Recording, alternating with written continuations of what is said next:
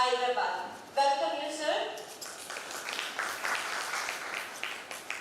Before we begin the session, I would like to invite Professor Shweta N.S., Course Coordinator BBA, Institute of Management and Commerce, Srinivas University, to plurally welcome our distinguished resource person.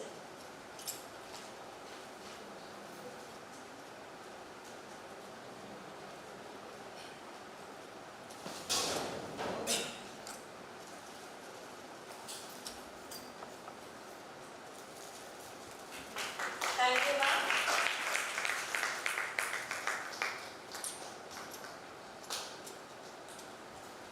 Thank you, ma'am. Now I request Professor Hansel Rego to introduce our speaker. Meet Suvarna, a passionate tutor and data scientist with a master's in computer application MCA specializing in data science from Srinivas University. Currently working as a data scientist at InfoHire Solutions. Suman specializes in data mining, data scraping, data visualization, data analytics with hands-on experience in big data. In addition to professional work, he also taught students industry-relevant data science as essentials while exploring machine learning and deep learning techniques in real-time applications. With great pleasure, I now invite Mr. Suvarna to deliver the keynote address for the session on the topic leveraging AI for qualitative improvement in academic practices. Over to you, sir.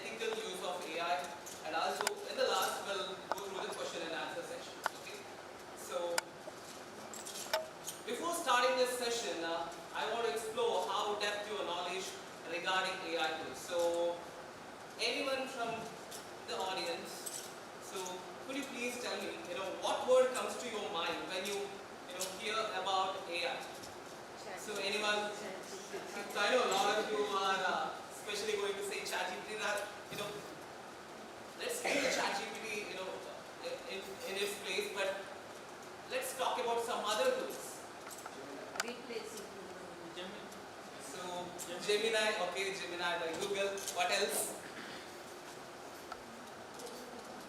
Only Gemini? Are we limiting till Gemini? There are a lot of generative AI models out there. So robot is part of reinforcement learning. It's kind of different, but now focus Google Bard is a Gemini same, right? Gamma, which is for presentation. Yes. Then what else? I'm not hearing anything from the last. Meta AI. Meta AI is a wonderful chatbot. Then, okay, DeepSeek, China made, which is cheap and a better model. Okay, so anyway, so the code of the day: AI won't replace educators, but educators who use AI will replace those who don't. So don't ask me who wrote it. It's a word from my heart. So please keep that in mind. Okay. So starting off. So why AI and why now? So why AI and why now? Can we answer this? Before 2005 there was no so-called AI models, but we have it now, right? So explosion in generative AI tools. What do we mean by generative AI tools? Whatever you use, the textual formats. Okay, there are tools like. Have you heard about cloud? Not the cloud. Cloud. Not the cloud computing, but it's a separate model. Compared to ChatGPT. So all these generative AI, which is built on large language models, where large language model is nothing but a pre-trained model with a sequence of words. For example, if we consider this is apple, okay. So each word becomes a sequence now. So with that in mind, they have stacked billions and trillions of tokens, and they gathered all the data and they trained the model using a statistical formulas. Okay. So which ended up having the generative AI model. In the simplest way, we have to say generative AI is nothing but creating new. Okay. So educators spend hours on preparation, grading, and research tasks. So it used to take almost 5 to 6 hours to write a small essay. I mean, if you consider maybe 10 to 20 pages, but with the help of AI, it's nothing but 3 minutes task.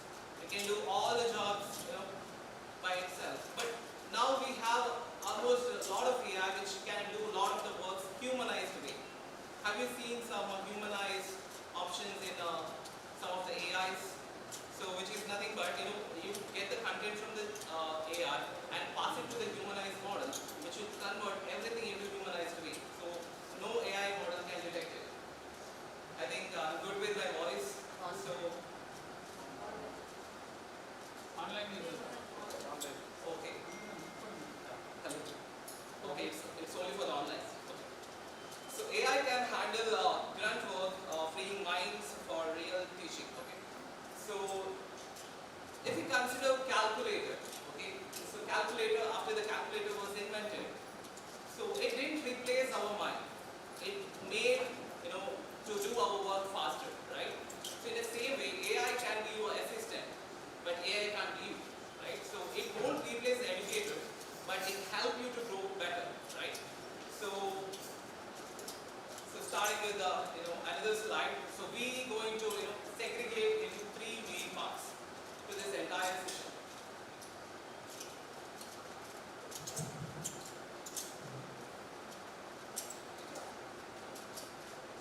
So we're gonna segregate into 3 different parts. The first is teaching, and second one is the research and content preparation. We're gonna explore a lot of different tools regarding teaching, which can help you in teaching, and which can help you in research, and which can help you in content preparation. Okay.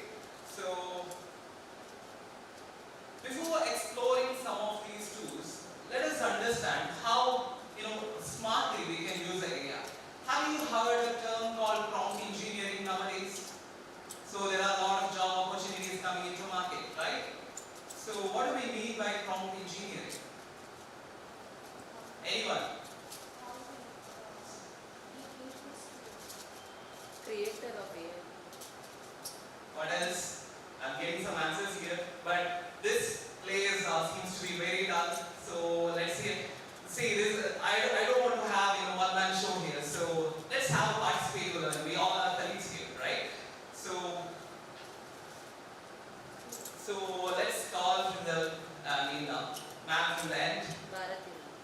Bharati ma'am, okay. So Bharati ma'am, tell me, what do you know about prompt engineering? In the simplest word, what is prompt? Command. Prompt is nothing but a command, but if you can able to form a proper command, which is nothing but a prompt engineering. Okay, so let's talk about this. Okay, so as I told earlier, generative AI, which is nothing but built on a sequence of words, right? So if the entire model is built on a sequence of words, then if you can able to pass a similar words which is being trained on, then you'll end up having the best result. So that's why prompt engineer came into picture, right? So the art of communicating effectively with AI. So this is nothing but a pure art. So you're trying to communicate with the AI in a very good way to get the possible better outcome from the AI, right? So a good prompt, which is nothing but a better result. Think of it like a programming with a plain language. So in a data science field, we have one special word called garbage in, garbage out. If your prompt is pretty worse, then you end up having a worse result, right?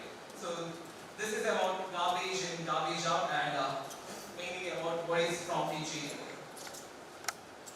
So as of now, we are talking related to teaching, research, and preparation. So let's focus on mainly three things. We'll leave the rest of the things here. Okay. So if you are going to create a prompts related to teaching, then generate a class quiz on climate change with answer. So the one word we can focus here is generate. You can see here. So that's the one main word which is going to take a key role in your prompt. Okay. And if you are going to do some research related prompt, summarize recent research on machine learning in education. The special keyword called summarize, right? So in the same way, for the content preparation prompts, create a lesson plan for third year undergraduates related to economics. So here, create is a keyword. So we are going to focus on such keywords which makes AI yielding a better result. Okay. So this is about types of prompts that you can pass related to academics. And prompt engineering tips for educators always start with the role. So for example, if you are going to teach for graduates, then put a role. You are a better graduate teacher. I mean, you are a teacher. Show the role to the AI model. It will start giving you better results. Okay. Consider it like you are an experienced 20 years resume writer. Then ask for the resume to will you much better than just giving the prompts and asking for a building resume. I mean, if you go with a role which makes life much easier for the AI. Okay. So add constraint. Okay. So here you have to add constraint because if you are, for example, if you are asking answer for 7-mark question, so you have a limit for that 7-mark question, right?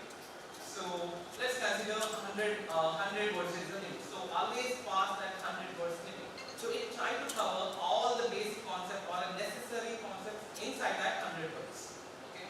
And give a context. Assume the students knows a basic algebra. For example, based on the understanding of the students. For example, if you are starting for the freshers, then they doesn't know anything much. So always add prompts like I'm going to teach for freshers, something like that. So which will end up having better result and which is going to give you some better contents related only for the freshers. Okay. So the most exciting part here is let's explore some of the tools. So we'll start with the content preparation. Okay.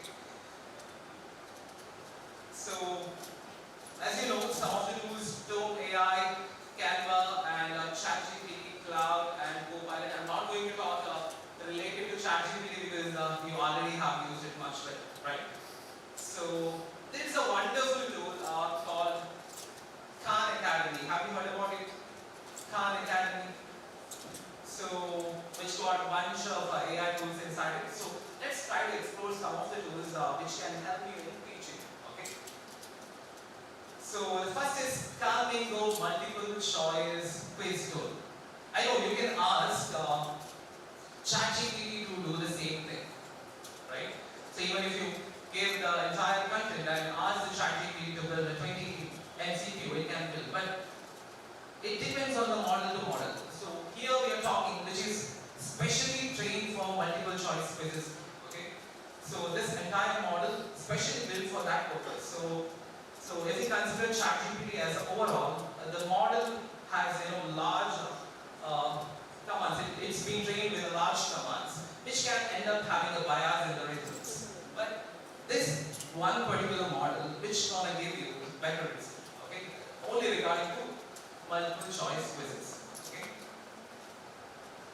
So I have created a demo video. So if we have some of internet issues or connectivity issues, it's better to have a pre-recorded demo video.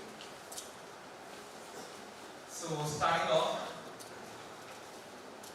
all the links related to this later, if you have to, I'm going to share it. Okay? So just watch it.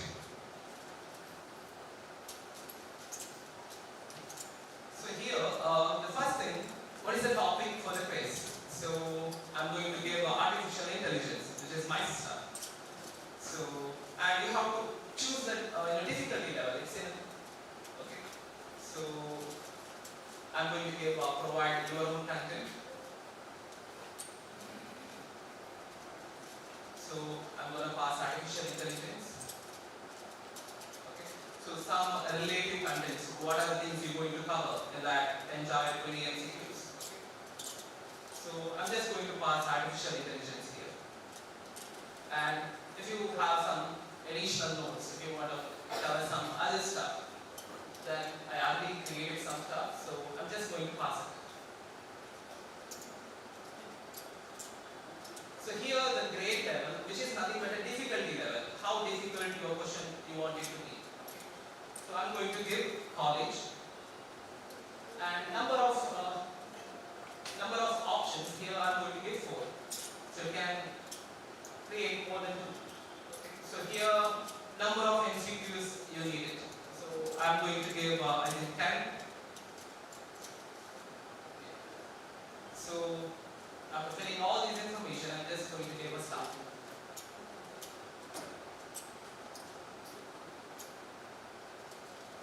So it generated the entire MCQ. The special part about this is, you can directly explore. You don't have to copy it and save it somewhere. You can directly, see it also created separate 2 parts. One with the answer key, one with the multiple choice questions. So it makes much harder work in the simplest way possible. See, all the document can be exported. You can export it as a PDF. So this is a free of cost, and all the AI I'm showing here is a free of cost. So you don't have to pay for subscription fees. See, the entire multiple choice quiz is being wonderfully generated. Okay.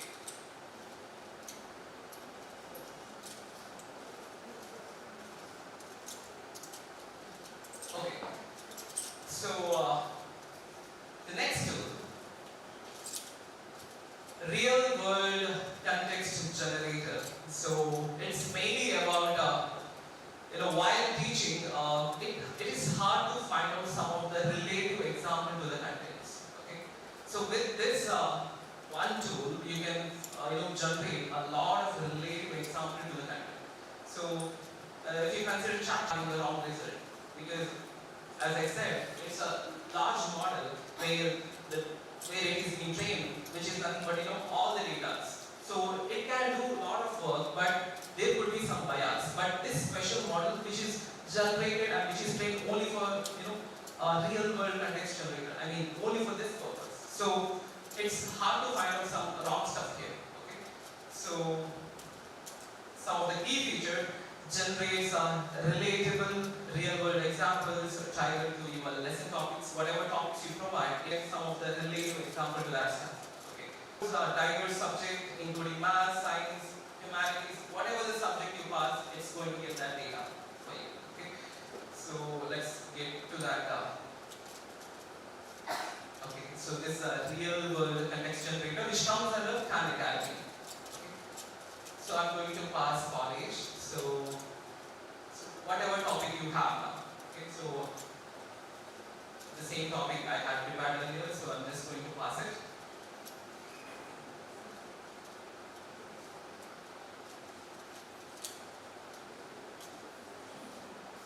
So it generated almost all the examples. So mainly added related to artificial intelligence. It's trying to give me related to personalized recommendation systems, social media related examples, spam alerts, all those kind of stuff. So this helps you in relate some of the real world cases to your lesson plans. Okay. So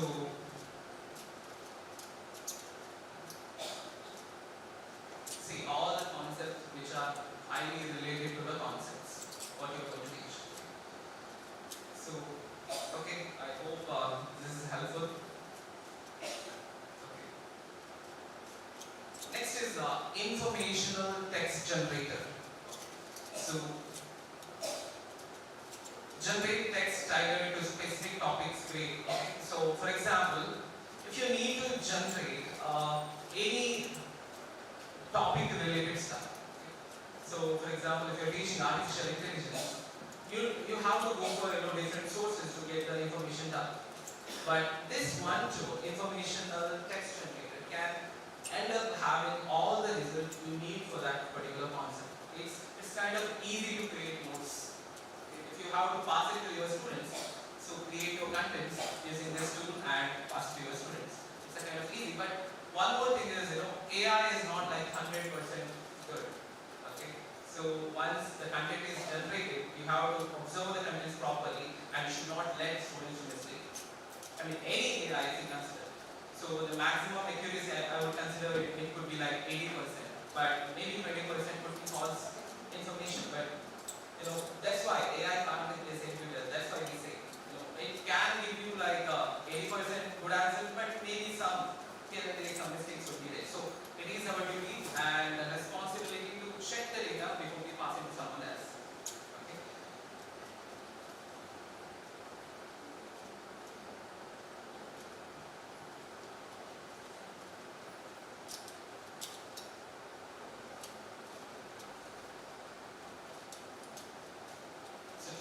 Which topic you want to create a real world context. So here maybe my favorite subject, artificial intelligence. I'm going to pass the same. If you are into economics, if you are into accounts, pass regarding your subject. So okay, special.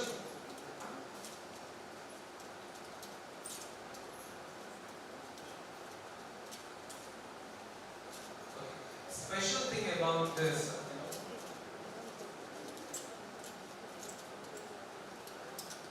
So same thing, repeating again, artificial intelligence.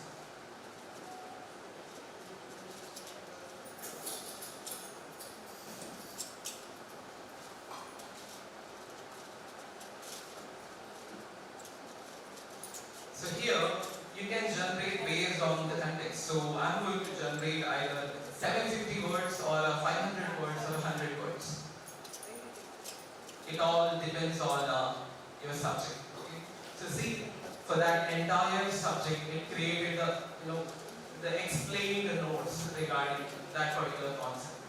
So all the, you don't even have to go to ChatGPT and get the copying process and get it to PDF. That's going to take a time, but this entire going to create the entire text related to your topics and you can direct. So it's going to export it in a PDF. Something that would help you in creating notes. Okay. And one more tool, it's also from the Khan Academy, a chunk text. So what do we mean by chunk text? What do we mean by chunk text? Making complex things into simplest things possible, right? So if you have a large notes ready with you, just pass it to this model. Okay? So this model is going to process everything and going to create a chunk of words. So which help you in preparing for the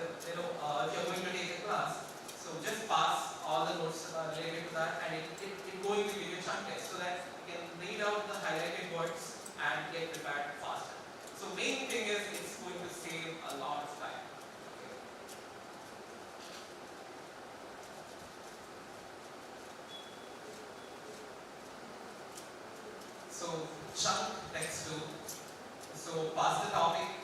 For example, I have a notes which is in a PDF.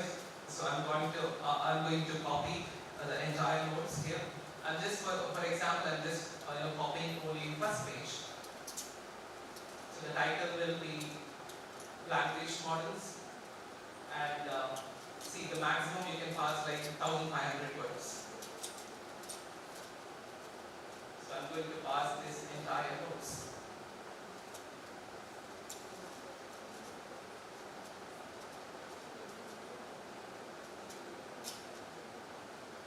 So the entire notes is being pasted, and there has there's two kind of chunk tests you can do. It's one for the fluency stuff, one for with the highlight stuff. So I'm going to go with the highlight stuff. See, all the entire concept is made easier and created a chunk text. So it is easier for faster preparation. Okay. So there's one more example related to that, and I'm going to skip it because there are a lot of other tools that we have to cover. Okay. So one more is Tome AI PPT. Okay. Tome AI PPT. So which is nothing but specially designed AI model for building PPTs. Okay. So it has almost 200,000 free templates. So you can choose different kinds of templates according to your needs, and go up with the PPT as fast as possible. So I'm not going to go with the AI concepts, just going to the video, so you'll get understanding deeper. So Tome AI presentation, I'm going to the first website. So here I'm just going to pass, say, artificial intelligence. I'm going to pass. So it's going to show you different templates. As I said, 200,000 free templates are available. You can choose whatever you need. So I think I have chosen that time related to it.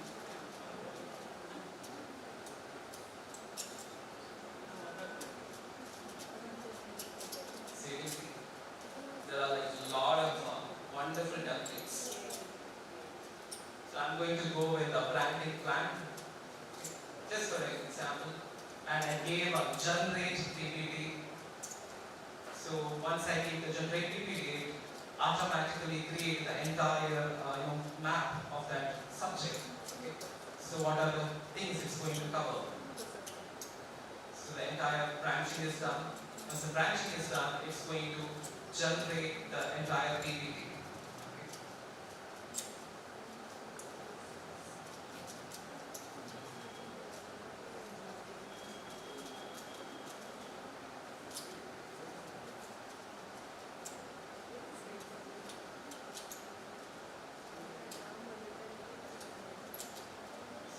I'm going to give generate PPT button. So anyway, it asks for the login. It's a usual way.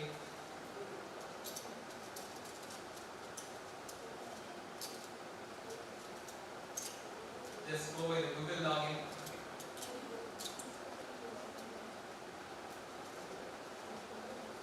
See, the entire PPT is being getting ready.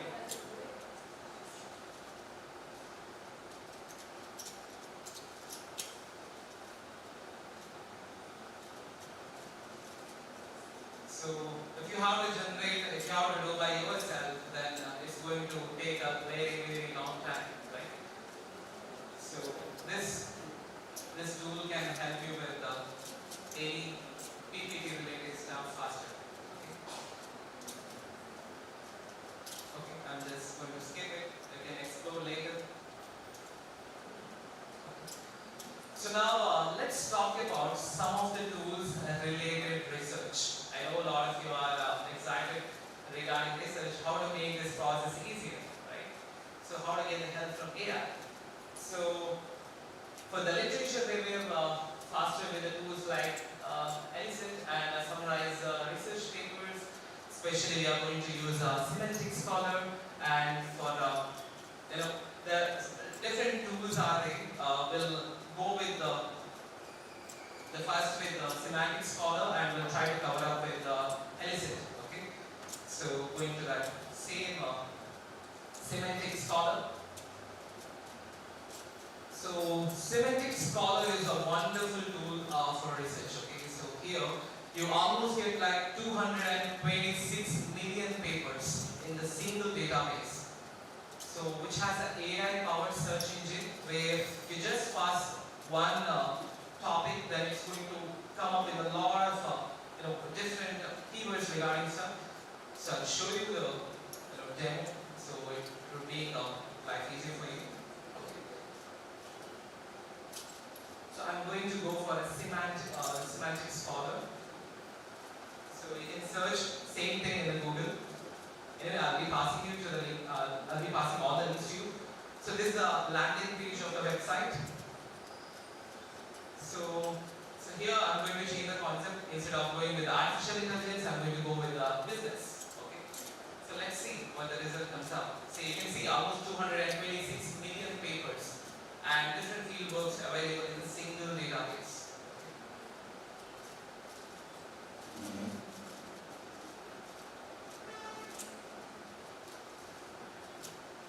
So I'm going to search here.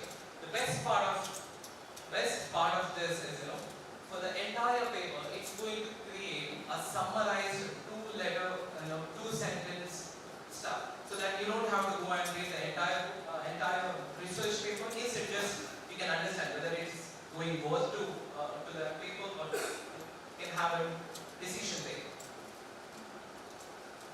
So I went to one of the PDF. See, all the PDFs are available. So if you need to refer different kinds of research papers, this is the one tool which is a GoForm. Okay. So you can export a lot of papers related to your works.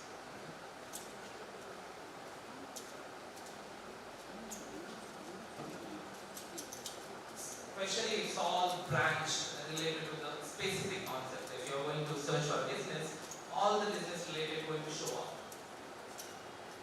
See, all the information regarding all the research paper, everything is available. So it's I think very good tool for research stuff. Okay, I'm not into research stuff yet now, but those who are doing research stuff, they can relate it. Okay. So one more tool is Noise AI PDF Summarizer. So you have seen a lot of PDFs out there, right?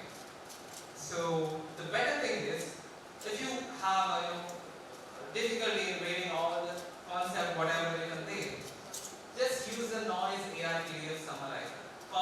Just pass the PDF to this AI. It will going to create a summary of the entire paper. Okay. So more wonderful tool for breaking down the entire PDF into a small text. Okay. So it's going to give a summary of the entire PDF into single notes. Okay. So Noise, this tool, see, it's going to ask for PDF here. I mean, you can pass either PDF, docs, PPT or anything. So here, I'm going to choose a file. I created one special PDF just for this work, to show you the working. So I chose a file.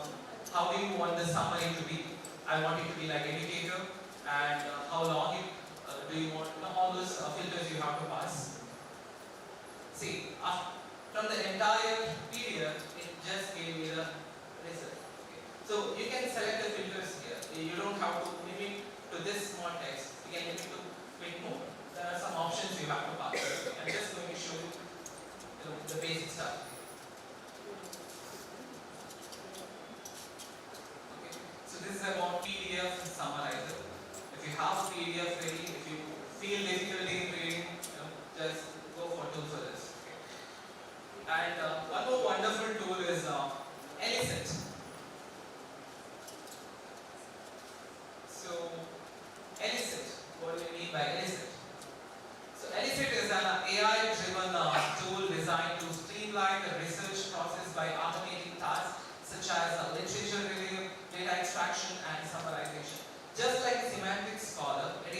similar kind of tool, but here you are not going to pass keywords. But if you have any questions regarding the research, okay, you are going to pass that question. It's going to show all the references which have been previously researched from different researchers. Okay, so let's go to the tool and you will understand better. Okay. So elicit. So you have to do the login process. Earlier that's a start. So ask a research question. So any question regarding your research. If you stuck up in some phase, if you have some questions, just pass the question. So semantic scholar is mainly for finding the research papers. But if you have questions regarding research stuff, pass it to this AI. It's going to help you. It's going to show different papers, relative works regarding to that subject.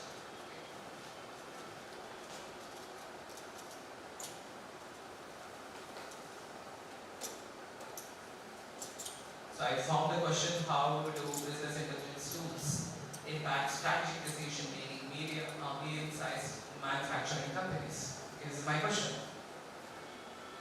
So in this phase, it's going to show different papers which has done all the related works, and it also going to create a deep summary regarding all the works that have done so far. Okay, so that it's going to lift you up from wherever the place you are stuck in. Okay. So see, you can see all the research papers that has been done earlier. It's going to show the link, and it also created a summary of 4 papers. Can you open the paper complete? Yeah, yes, you can. It's available. Maybe they might be having some subscription plans that you have to go for. I'm not sure, but these are the basic plans available. But that won't be much, I believe. So if you have a real deep necessity of this, definitely you can go for it. Okay. So elicit, wonderful tool. You can definitely try it. Let's go to the next tool. So Node GPT, it's not a chat GPT. So I know, while preparing, we are not scholars. First of all, we have, if you get up with new concepts in your teaching, you have to watch some YouTube videos, right? So instead of watching YouTube videos, spending hours, just copy the link of that YouTube video and pass it to this AI. It's going to create a summary of that entire video. You don't have to, wait and watch the entire, his ads, all those stuff. You just go and paste the link, and it's going to give a summary of it. Okay. See. All the tools are free to use. Please explore. So I'm going to copy the link of this entire video. Okay. So that's the Node GPT. I'm just going to paste it there. Okay. So once I paste it, I'm going to give a generate summary. So it came up with the transcript, and there it's trying to create a summary of that entire video. So you don't even have to watch the entire video, just go and paste the link. It's going to get the result directly right there. Okay. So I think we are finishing off with the research stuff. Now let's move to some of the concepts related to teaching. Okay, any questions? Can we refer that for practical examples? No, actually it's like, if you had to watch the entire video, what it does is, the main thing is, there is a transcript or subtitles, right? It's going to read all the subtitles. Based on the subtitles, it's going to create a summary. Okay, so mainly it works like that. So especially like if you need to waste a lot of times, you can type into one page the link and get the summary. So for example, if you need to add some of the concepts related to that particular video into your contents, copy the link and it's going to summarize it, add the content to your class. So teaching is supercharged, especially we'll talk about how to plan the lessons using AI. Okay, so there are different tools I have integrated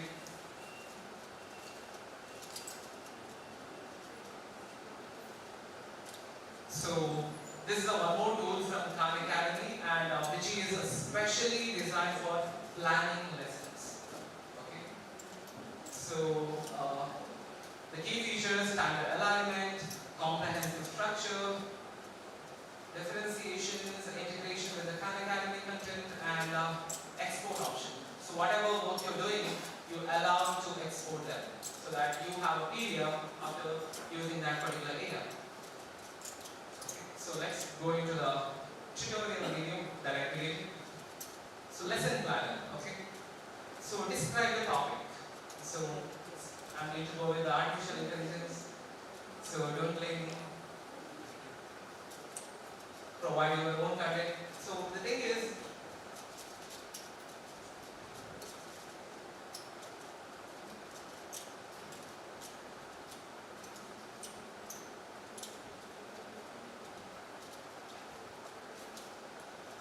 if you know, there are a lot of pre-built concepts out there. Okay? If you have your own content, then you can go with provide your own content. Else you have a lot of stuff already pre-built there. Okay? So I'm just going to pass artificial intelligence and notes. If you have a brief content related to that, you can pass it. And just for example, I just pass it artificial intelligence. So the format. So it could be like introduction. If you need in the beginning, if you need introduction, assessment, all those things, it's already there. You just have to click it, and it's going to generate the entire lesson plan regarding that subject. So also it's going to give you exit ticket. There are different AI models that I created related to this teaching, but with the time constraint, we're going to link it up in here. Okay. See all the learning activities, how the warm-up should be done, and what are the instructions needs to be given, all these contents. Okay. All the practice work, exit ticket, what could be the last question while you conclude the entire class, what could be the last question you can ask. So all these contents have been created. So summary, everything is ready to go. Okay. So just pass the content, it will going to get it. See, and after this, you can also export it to PDF.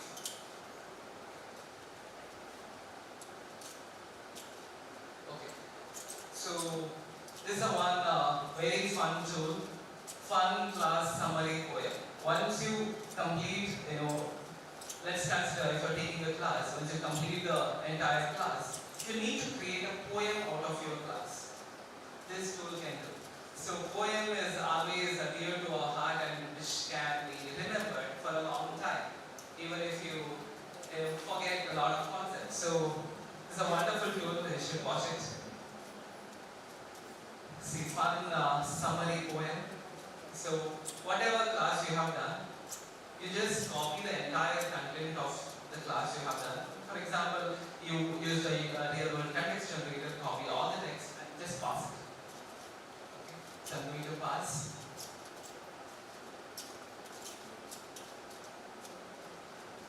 Okay, here you have to select the theme, whether it's a joy related song you need, poem you need, whether a teamwork related poem you need. So there are different themes you can pass. So it's going to take your time because generating a poem takes a lot more brain. It also depends on the internet connectivity.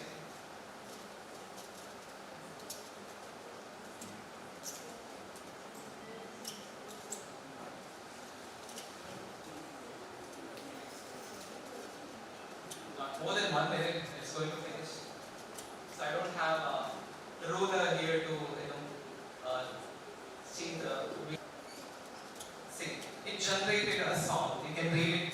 In a data's dance, our models play. Algorithm learns and sway. So this is a very fun tool to go for.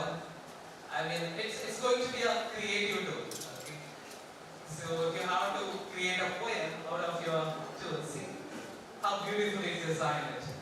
In data's dance, our models play. See, with the joy, we train, predict, and see how machines think so cleverly.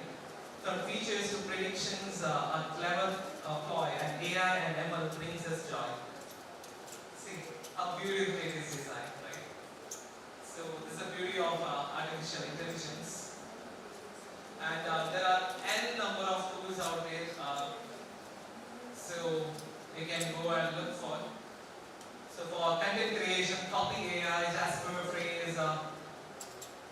coding AI, AI writer, ChatGPT for the content creation, then tools for marketing and sales. So server, outranking, especially talking about the quill mode. You can definitely use this tool, quill mode, especially helps you in writing emails better. Grammarly. Okay, if you need to take a picture, please take it fast. Okay, so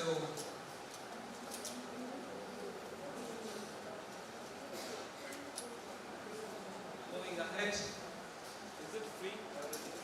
Which one? All that. No, not everything is free. I mean, these are AI tools out there in the market that you can explore and check which one is free and which one, depends on your necessity. Okay. So, coming to the last section of this, entire section of this entire session, using AI wisely, ethics and responsibility and best practices. Ethical use of AI in academia, why it matters. Okay, maintaining academic integrity, preventing misinformation and bias, avoiding dependence. So, especially talking about the AI model. So, all these AI model which is being generated or which is being trained based on the data. So, whatever the data we, which is in the web, it's going to take the entire data and they stack up and they create billions of tokens out of them and they get the model trained up. Okay, so while in this process, it can be biased to certain phases. So if more information related to crime was passed, then it's going to generate more information related to crime. It's trying to relate a lot of concepts related to crime in the entire section it's going to create. So it's not that 100% correct, but you have to dictate it. You have to check whether the content, whatever generated, which is correct or not. So that's the main thing, why AI can't replace you. It's the same like a calculator, right? So it's going to make you, it does the heavy lifting works and rest of the works it can make. So ethical guidelines are always verify generated by AI. The thing is, model has to be pre-trained on regular basis. So if it is not pre-trained on yesterday, then it's going to grab all the information which was generated earlier. So you're going to miss some of the recent information. So if you're using a ChatGPT, it has a data scraping feature, yet, coming to the point, yet you have to verify the facts once again. So disclose all the assistants where relevant. For example, if you're taking a class, then always say that you have generated this content using AI, so that at least they might know, okay, this content is generated by AI, they have to be very cautious about the data, what they are doing. Okay. And do not let students use AI to bypass learning. So definitely, just to fill up their assessment, just to fill up their assignments, they're going to use AI, right? But it might cause, creativity stuff, issues. So whatever we used to create, but we passed that age, but now students are coming to that age, they will lose that skill to write essays, they will lose that creativity level. So, as advantages and it also has some cons. So encourage a transparent and fair use. So coming up to the last step, the AI mindset. So AI as your assistant, not your replacement. It won't replace your creativity, but it can multiply your impact. So especially use AI to heavily lift the job and whatever rest, dictation, all the things you have to do it. Think of AI as your digital intern, one that never sleeps. So even if you ask in the midnight, it's going to answer you with the same stuff. Okay? So AI saves time, enhances quality, and boosts creativity. Your job isn't just to teach, it is to inspire with AI, and you can do both.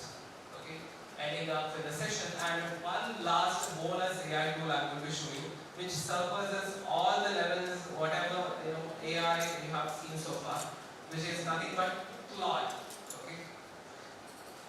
So I'll show you that video. Claude. So this is what I mentioned earlier. So very, very wonderful model out there. I mean, I'm so impressed, even a GPT can do this work. See, I'm going to create a PPT for leveraging AI for better academic practices. It's going to write the entire code, HTML code, related to that particular concept. Even a ChatGPT can do the entire, it's almost like 1,000 lines of code. So AI doesn't have that ability. I mean, ChatGPT doesn't have that ability, but Claude has that ability. So the entire code is being generated, all the design, everything. I'm going to show you the end result as well. It's direct, it's with me. Okay. So it's going to generate a lot bigger code. It's thousands of lines of code. This is a very free tool. Okay. Instead of using ChatGPT, go and look for this Claude. Okay. So it generated this entire code, right? So I'm going to show the end result. Okay. So it created an entire website. Okay, it's not just a PPT. There's an entire website which is being created from the Claude. Okay. See, it's a similar like PPT, which is the end result from the entire code, whatever it has written. See, all these information which is being generated directly from here.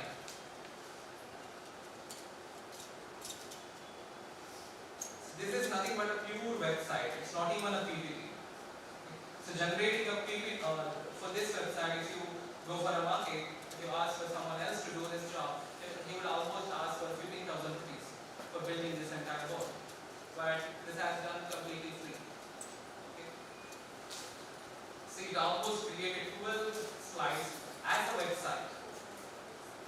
All this information, which is responsive. You can see when I hold the cursor to that particular point, see, it's trying to dance, right?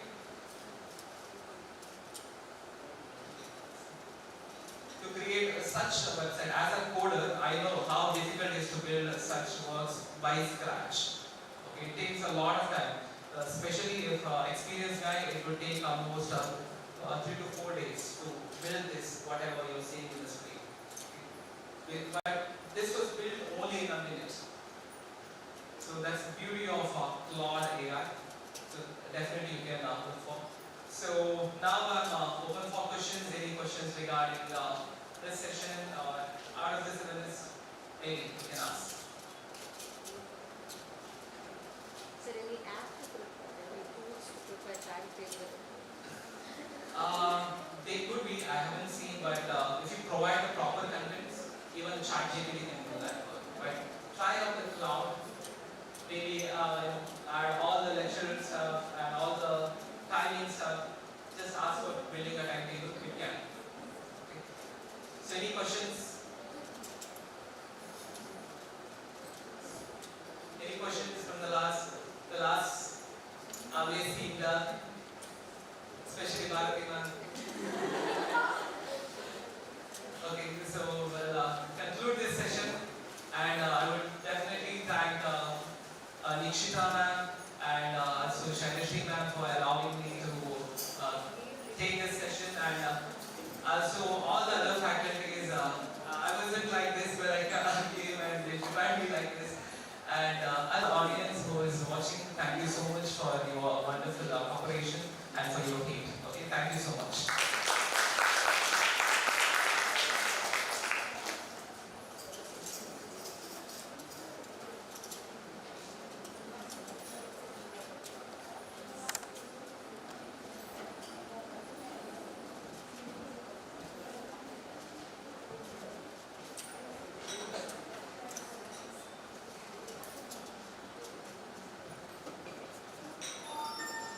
Thank you so much, Mr. Subarna, for that insightful and thought-provoking session on leveraging AI for qualitative improvement in academic practices. Your expertise and perspectives as a data scientist at Info Higher Solutions Hyderabad have certainly enriched our understanding and opened new dimensions for integrating AI into academic workflows.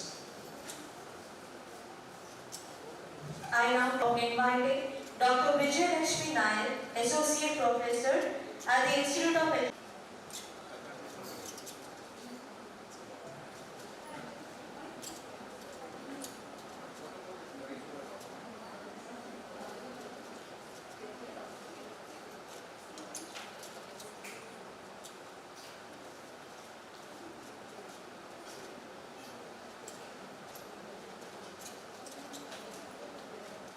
All of you have a copy of the paper? Yes. You've read? Yes.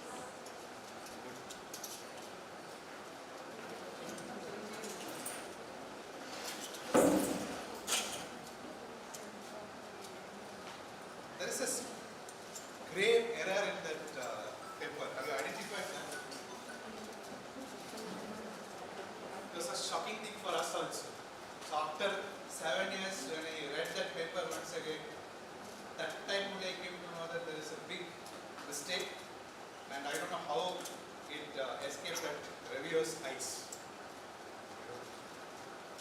Anyway, it got published, right? And we got some incentives for that also. That's a big mistake which we identified later.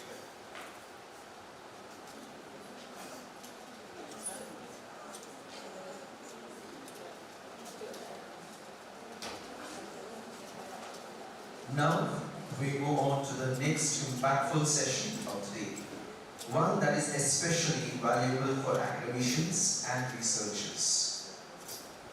Research means that you don't know but are willing to find out.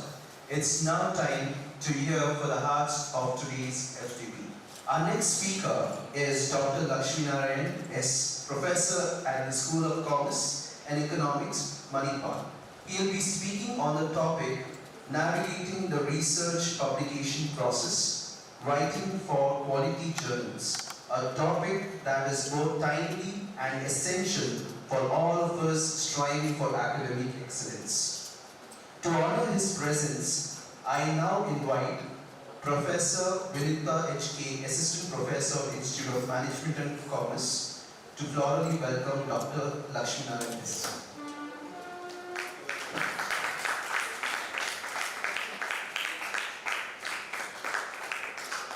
Thank you, ma'am. Now let me invite Professor Akshata Sampson to formally introduce our esteemed speaker. It's a great pleasure in introducing Dr. S. Lakshminarayan, Professor at Manipal, Institute of Management under the Manipal Academy of Higher Education.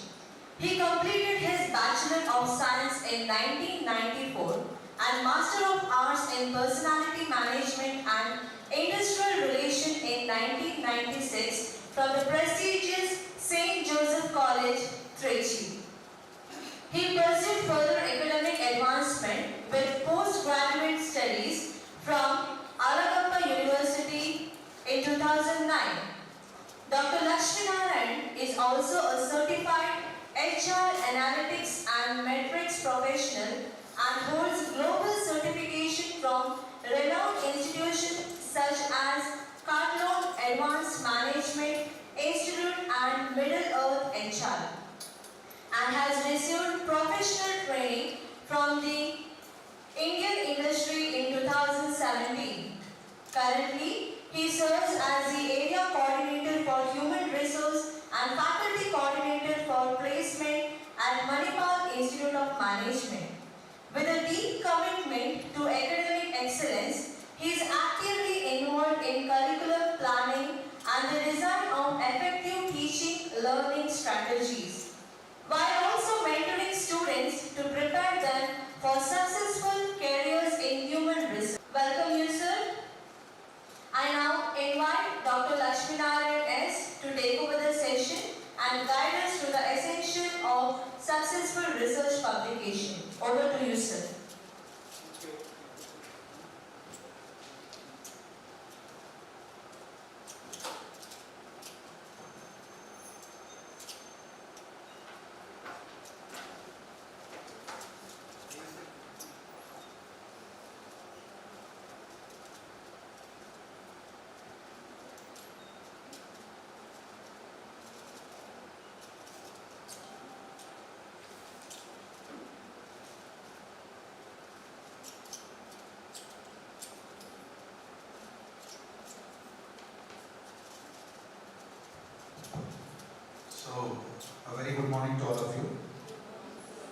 First of all, let me take this opportunity to thank the management for inviting me to deliver this session on navigating the research publication process writing for quality journals.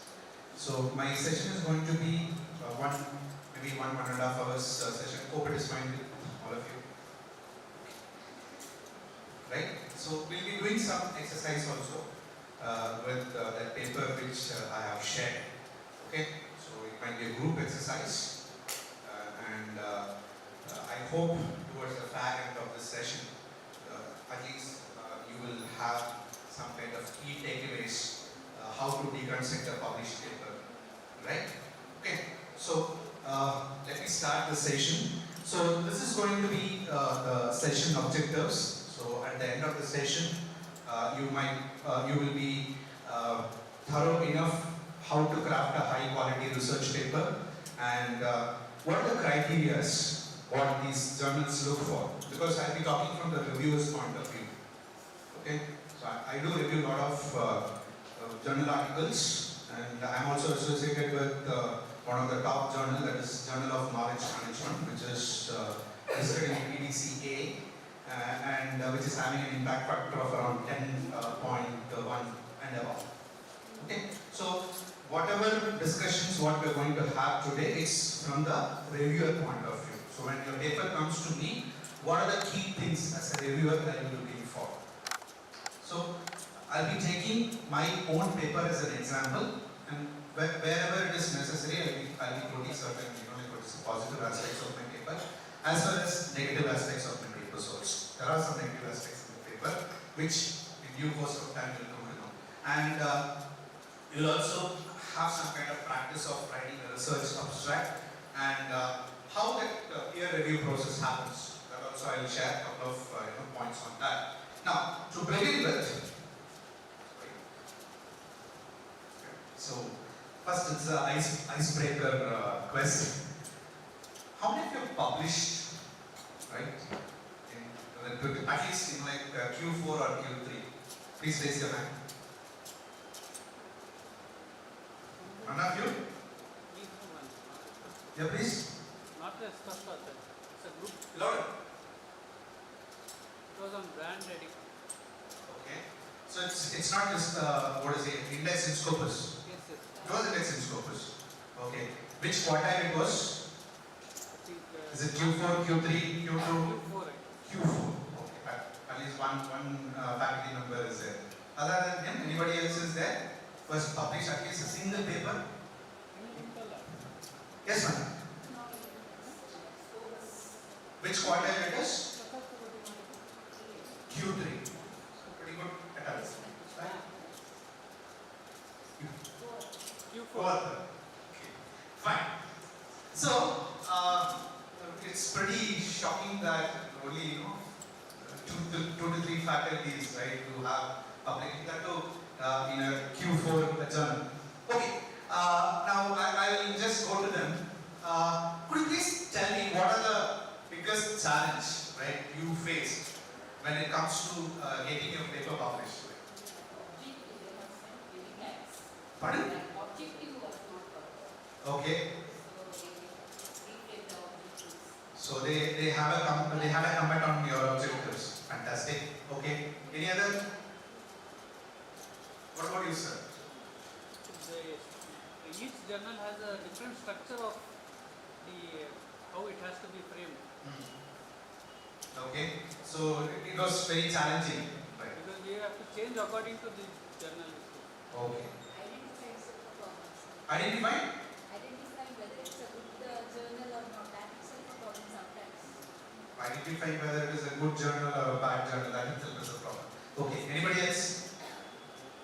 Online, anybody is there? What are the challenge, right? If at all you face any when it comes to publishing a paper. Okay. So, see, as I mentioned earlier, I am talking from the reviewer point of view.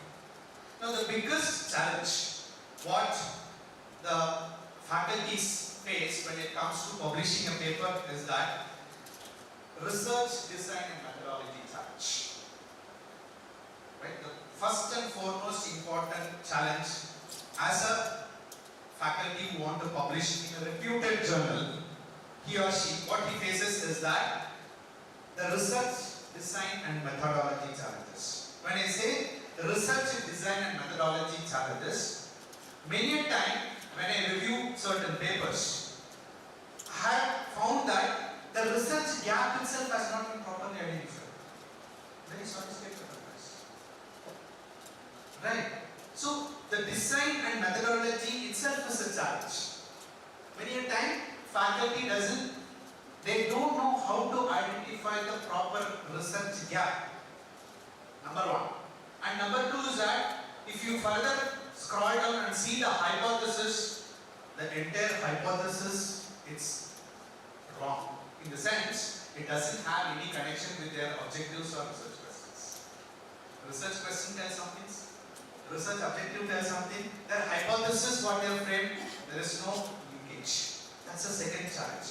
Right? And the third and the most important challenge what research scholar face is choosing the right methodology. Choosing the right methodology. Whether to use a quantitative methodology or whether I should go for a qualitative methodology or whether I should go for a mixed method approach.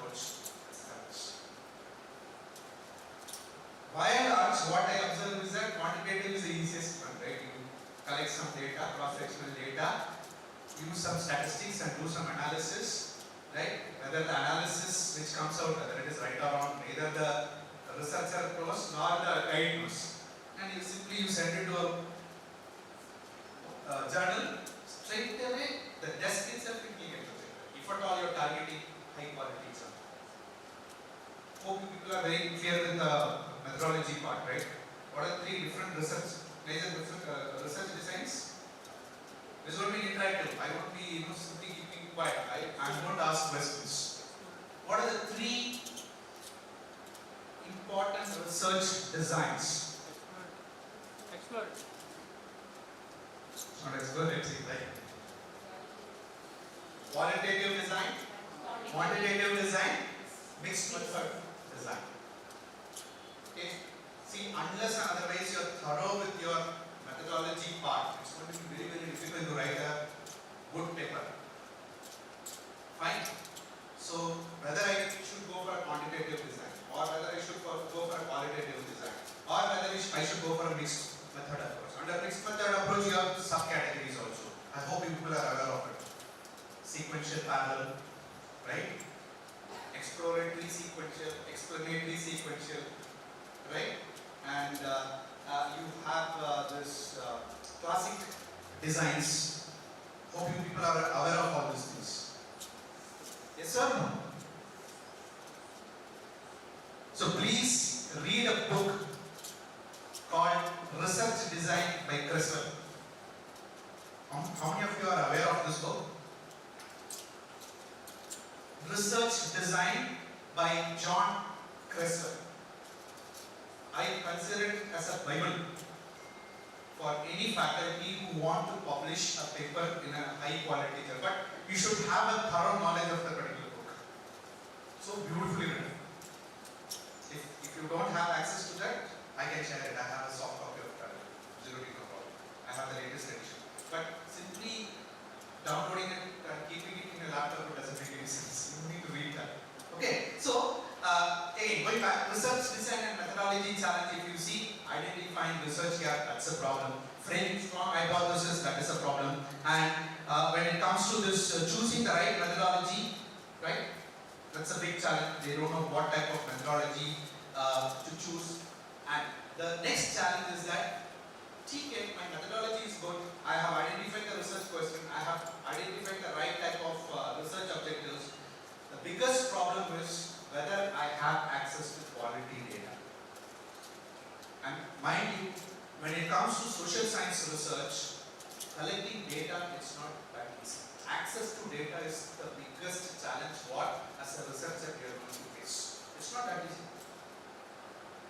For me, when I did my PhD, it took almost 1.5 years to complete my data collection process. It was not that easy.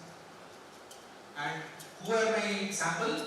All women IT professionals who are working in IT companies in and around Bangalore. Luckily, majority of the HR guys who work in those companies were students.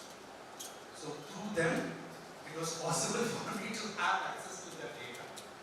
Otherwise, when it comes to social research, right, it's going to be a problem when it comes to access to quality data, because there is a limitation when it comes to accessing this quality data. That is the challenge. Fine?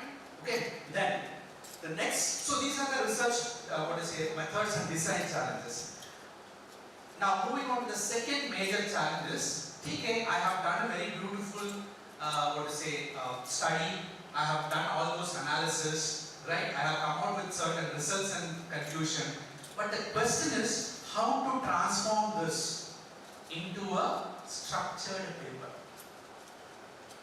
This is where majority of the research scholars as well as faculties fail. I have all those things. Whatever with the challenges which I spoke earlier, everything I have mitigated.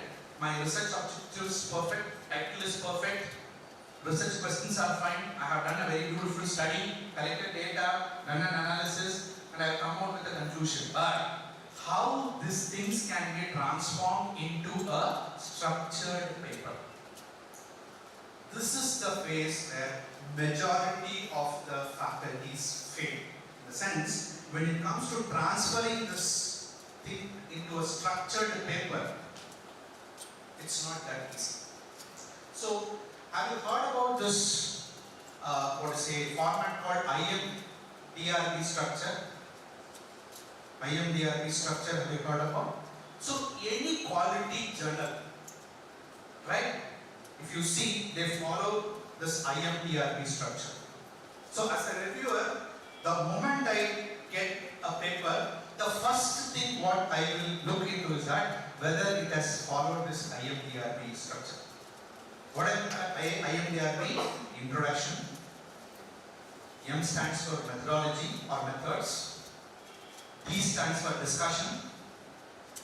Right? R stands for what? Results. Fantastic. And B stands for bibliography. B stands for bibliography. IMDRB. So, the moment I get a paper for review, the first thing checklist what I look is whether it follows the IMDRB format. This especially I am talking from the social science perspective. So any reputed journal, if you see good papers, right, it follows this. Introduction should be there, right? Methodology should be very, very clear. Results, discussions, right, and bibliography. It's very, very important. Now the question comes, sir, introduction, these are all there. What is so great about that? Introduction is there, methodology is there, discussion is there. What is so great about that? Right? My paper also has all these contents. Your paper might be having all these contents, but whether it is as per the expectation of that particular journal. How many of you know there are different ways of writing introduction? When you write an introduction for a quantitative study, it is different. When you write an introduction for a qualitative paper, it is different. When you write an introduction for a mixed method paper, it should be different. But people, they want to say, generally they write an introduction. So if your study is focusing on a qualitative research, the way you write introduction, it's different. The way you design a methodology is different. The way you write discussions, results, it's totally different from a qualitative paper. Fine? So, what I want to make you understand is that structuring is very, very important, and please remember my words that when it comes to these reputed journals, the first thing the reviewers look for is this idea. Simply don't write introduction. Introduction, has to be written in a proper format. For that, I need a separate session. Right?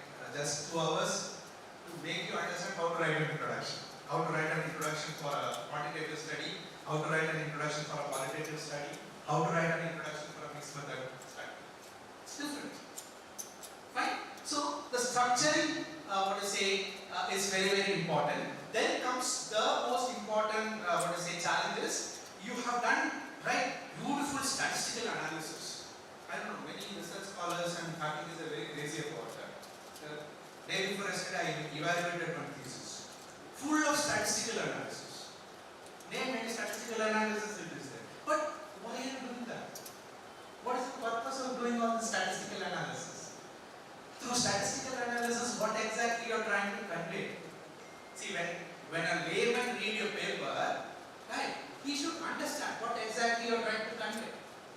But faculties are very good in jargons. They write highly significant, not significant. What it tells, you are telling me is not significant or it is highly significant. What exactly you are trying to convey? What are those, managerial implications? What are those, benefits? What the society or the organization is going to get out of that? That need to explain very, very clearly and a simple tone in discussion sections. Many a time, beautiful tables, analysis, all those things, the reader can't understand hidden data. Why this fellow has done statistical analysis? What is the value of beta? What is the significance? What it says, what it conveys to the common man.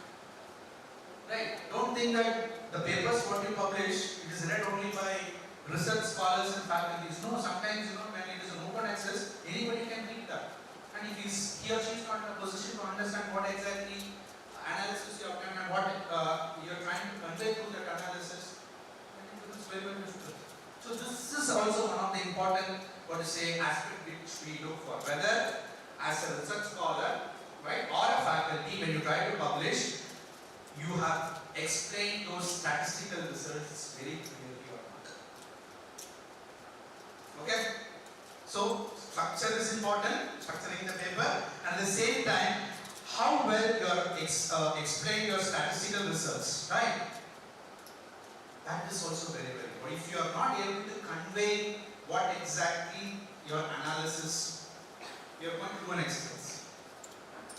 I'll share with you a statistical output, and I'm going to ask you, right, what exactly you can convey through the statistical analysis to the public. Fine? Okay? And then comes the important question somebody raised, how to target the right journal? Biggest challenge, right? And many a time people say that I'm unsure to choose journals that match my paper scope and level. Fine. So, for this, have you heard about something called as author services? Have you come across this? Author services? You not come across this.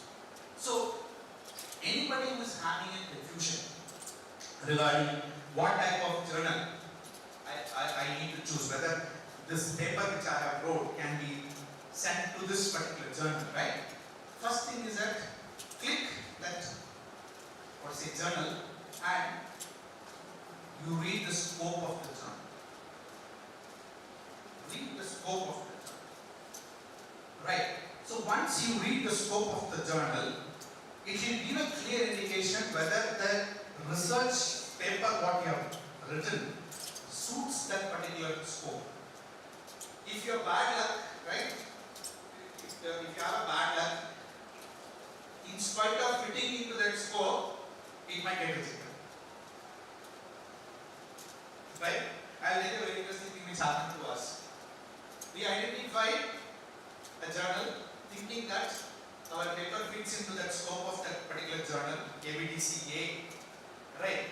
We submitted that paper to that journal, and the editors are very good. They politely write a mail so that you are not hurt, and at the end they say your paper is rejected.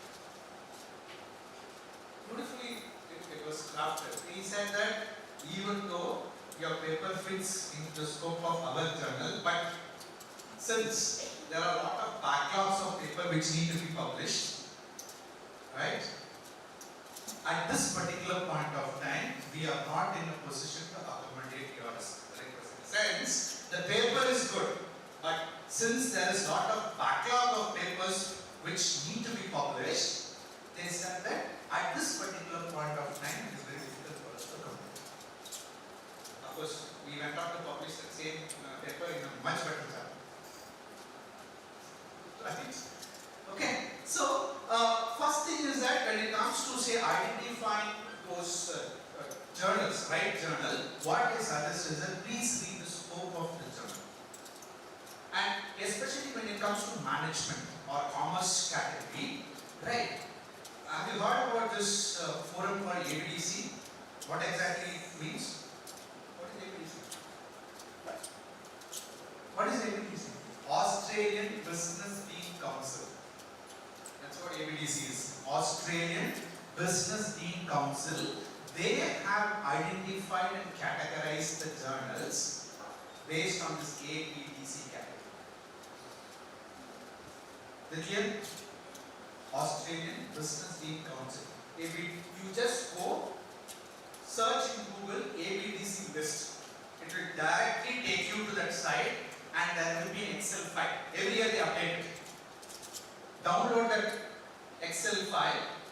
It will list all the journals, irrespective of whichever area it is, right? Management, supply chain, all those things like that. And you can filter it. Depending upon your interest. HR means you just go and filter it HR, it just list only those HR journals. Or if it is finance and accounting, just go and filter it according to finance and accounting, it lists only finance and accounting journals. Now, as a budding researchers and budding faculties who want to publish, I don't suggest you to straight away target AE. No. So, to begin with, right, start with Q4, then move on to Q3, then probably after Q3 you can think of straight away targeting either CRD. And mind you, it's not a difficult thing. Only thing is that you need to put a lot of time and effort. That's all. These 3 papers, out of 3, 2 was in Q2. Out of that, 1 was in B, 2 was in C category.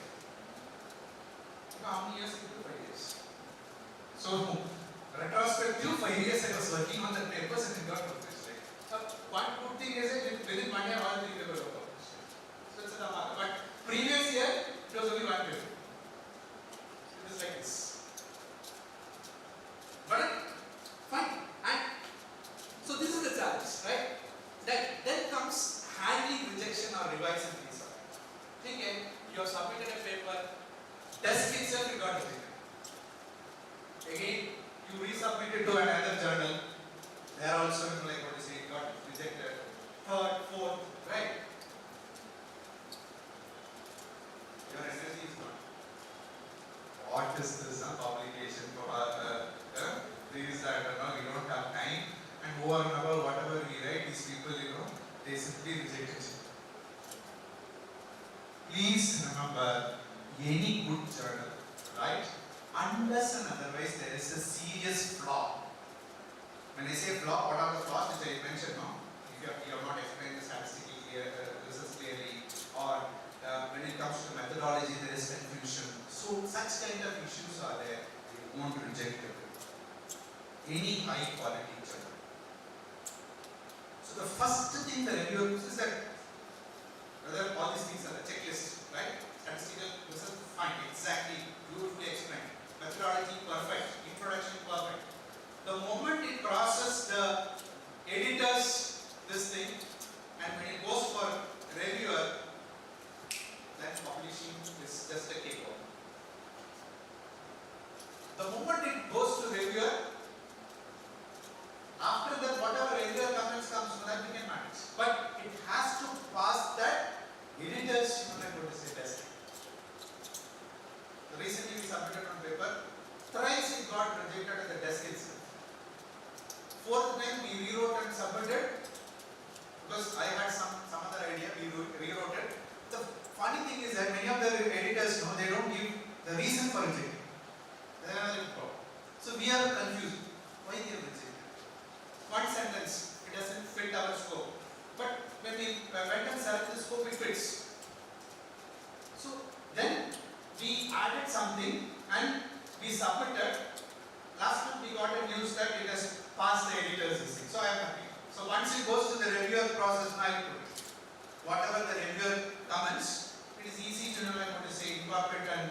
ensure that that paper moves to the next stage. Fine. So yes, there is going to be rejection, but please don't get what rejected. Right? The Journal of Knowledge Management paper, I'll share it with you. It was rejected by 8 journals. Believe it. 8 journals, one and a half, submit, reject. Rewrite it, submit, reject. Rewrite, submit, reject. Submit, reject. Rewrite, submit, reject. Research scholar said that she started writing. Please wait. Okay. Okay. Then what we did is that we took the help of an expert. We shared that paper with one of my friends, right, who's a professor. Shared that paper with one of my friends, right, who's a professor with Hyderabad University. And you might be knowing him, Mr. Murugan. Have you heard of Hyderabad University? And you might be knowing him, Mr. Murugan. Have you heard about him? Please tag Murugan in LinkedIn. I'll share his WhatsApp link also, where every day he shares a lot of research papers. I'll tag you guys, right? I will share the number also, so you can tag me in WhatsApp. I will tag you with Murugan. So we sent this paper to Murugan and we asked Murugan to please tell what exactly is the problem with it. He is a very good researcher. Okay. Then he said that sir, there is a methodological flaw, which you are not aware. Then I asked, what is the methodological flaw? Sir, if at all this paper, then I asked a question. We want to target A. What need to be done? Sir, yours is only a quantitative study. Now, if you bring the qualitative perspective and try to do those analysis and pitching, probably it might get accepted in A. You won't believe, I made the research scholar do a qualitative study once again. I didn't force. I asked her, is it okay? She said yes. Right? And did the focus group discussions with faculties and industry experts. And based on that, we got a different perspective. We combined this quantitative and qualitative aspect, right? And we submitted, to Journal of Knowledge Management. Within 1 month, we got a editor's this thing that it has been referred to reviews. Fine.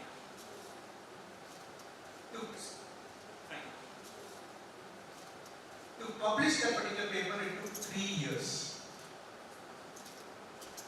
But at the end of the day, we were really sorry. At the end of the day, we were really happy because the paper which got rejected by some low quality journal, right?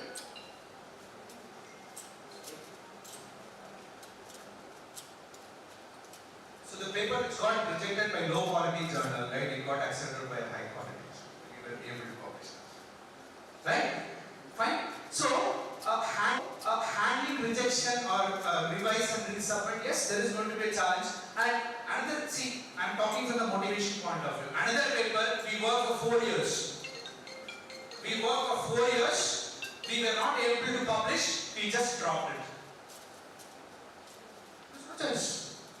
Right? 4 years, imagine, we worked on a paper, at the end of the day, we were not in position because at the end we came to know that in this shape it is not going to get published in any of the journals, right? Q4 we don't want. Q4 it would have got published. You don't want. So we thought, okay. Then the research scholar asked what to do. I said drop it. Right? 4 years. Of course, she completed the mandatory publications and all, that's a different thing. But this paper we were targeting for a bigger journal, but that didn't happen. So you can't put up, there's no choice. So see, in Mage, what we do is that we follow pipeline concepts. You know what is a pipeline concept? At any point of time, we will be working on 3 or 4 papers. It's a tough task, but there is no choice. You know now it is, era of ranking, right? Publication, and the publication pressure is everywhere. Don't think that it is only with our university. Everywhere you go, right, and if you want to survive in this teaching field, you need to, like what to say, publish, and a time will come that maybe down the line 5 years, 10 years, they will say that unless and otherwise you publish in Q1, it's going to happen. And that's how things are going as far as academics are concerned. See, for us, it is 2 papers is mandatory. Now I heard that they are going to make it 4. Right? Every year 4 publications, which is going to be very, very difficult unless and otherwise you have some 3 or 4 papers in your pipeline. Right? But then the objective for that, because we are all senior guys, right? We can raise the question. So we told that no, that is not correct. So you try to have some kind of demarcation. So I was just talking to your one of the faculty colleagues. So now they are planning to come out with a band system. So I have a choice. So if I feel that I can publish in A, fine, I can go for band A. But I need to promise that within 4 years or 3 years I will publish 1 paper in A.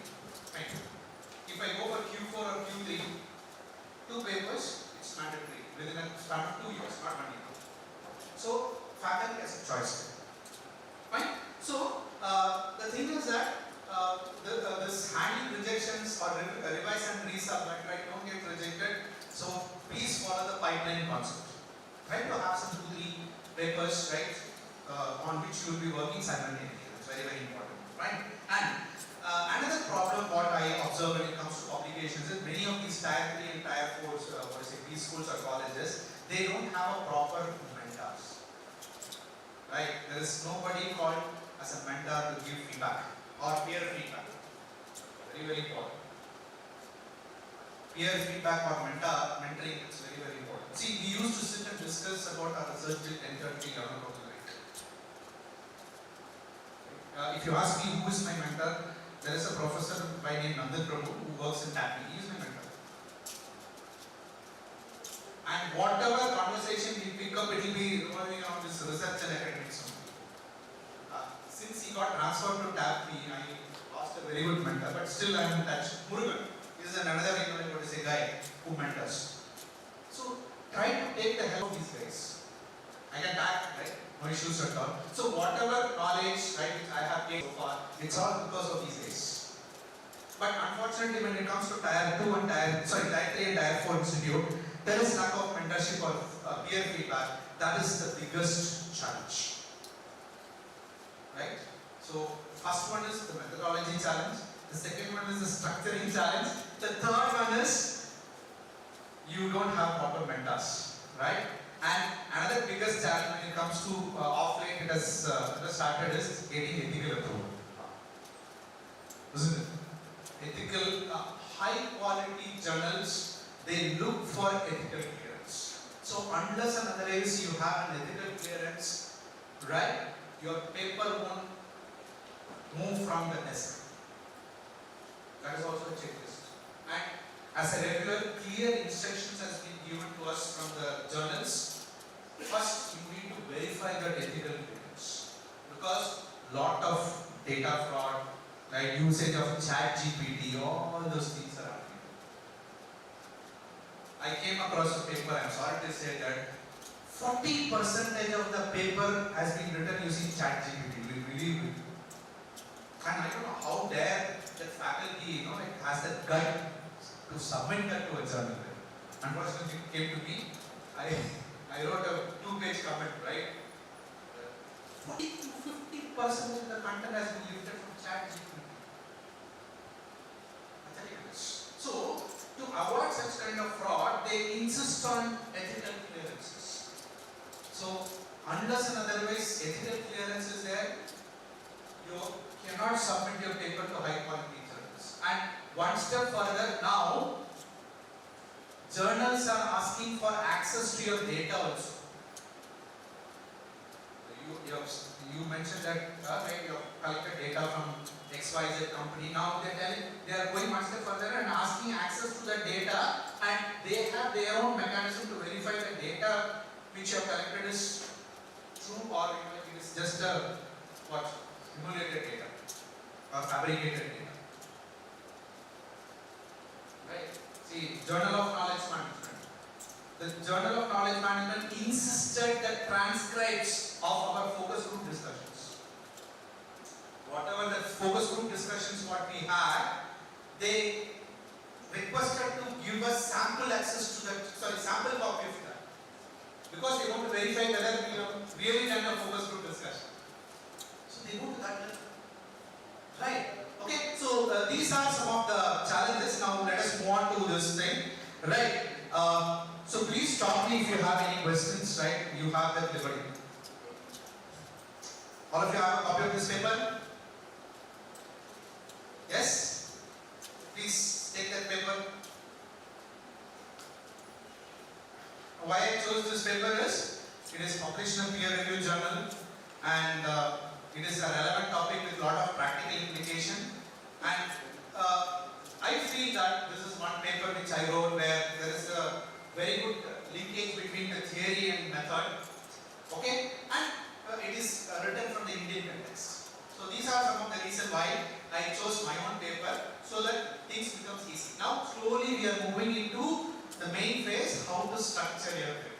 So what is the format which I told? DRB structure. Right? Now can I just scan to my paper and see whether introduction is there? Is there? Okay. Now, whatever the 5 components which I mentioned, can you just scan and tell me whether anything is missing? IMDR. Scan through the paper. No need to read the paper.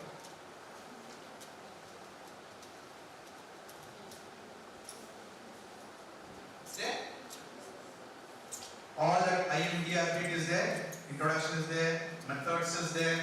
Right? Discussions is there. Results are there. Bibliography is also there. There will be something addition which is called the purpose statement also, that you forget. Standard format is this. Okay, so if at all you want to submit a high quality paper to a high quality journal, this is the anatomy you need to follow. Right? This is a standard journal structure. So it should have an introduction.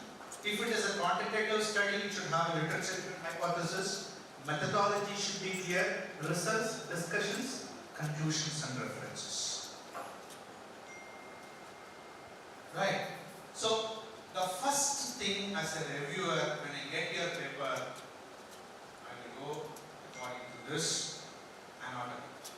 Whether your paper has all these things. If any of this thing is missing, my job becomes very easy. Desk itself I will say, please reject this, but I write reasons why I reject it. It's not that I don't give reasons. Say, because of this reason, the paper doesn't, I would say, is not allowed to move to the next level. That is ready. Job is easy.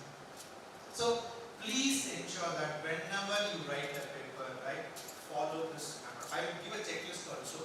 I share it towards the back end. So this is the standard journal structure, especially when it comes to social sciences. You should have an introduction. You should have a literature hypothesis. February 2016 to March 2017. Further, the study used the confirmative factor analysis technique to establish reliability and construct validity for the study constructs. Furthermore, the study tested the research hypothesis empirically through mediating multiple regression analysis using the bootstrap procedure. Findings. Empirical results of the present study suggested that espousal of the robust developmental HRM interventions enhances effective commitment and significantly enhances the voluntary intention to leave among employees. Further, the result of the study have indicated that the relationship between developmental HRM practices and voluntary intention to leave was partially mediated by effective commitment. Originality value. The past empirical studies on HRM turnover discourse in the IT sector. What is that? Gap. That is nothing but a gap.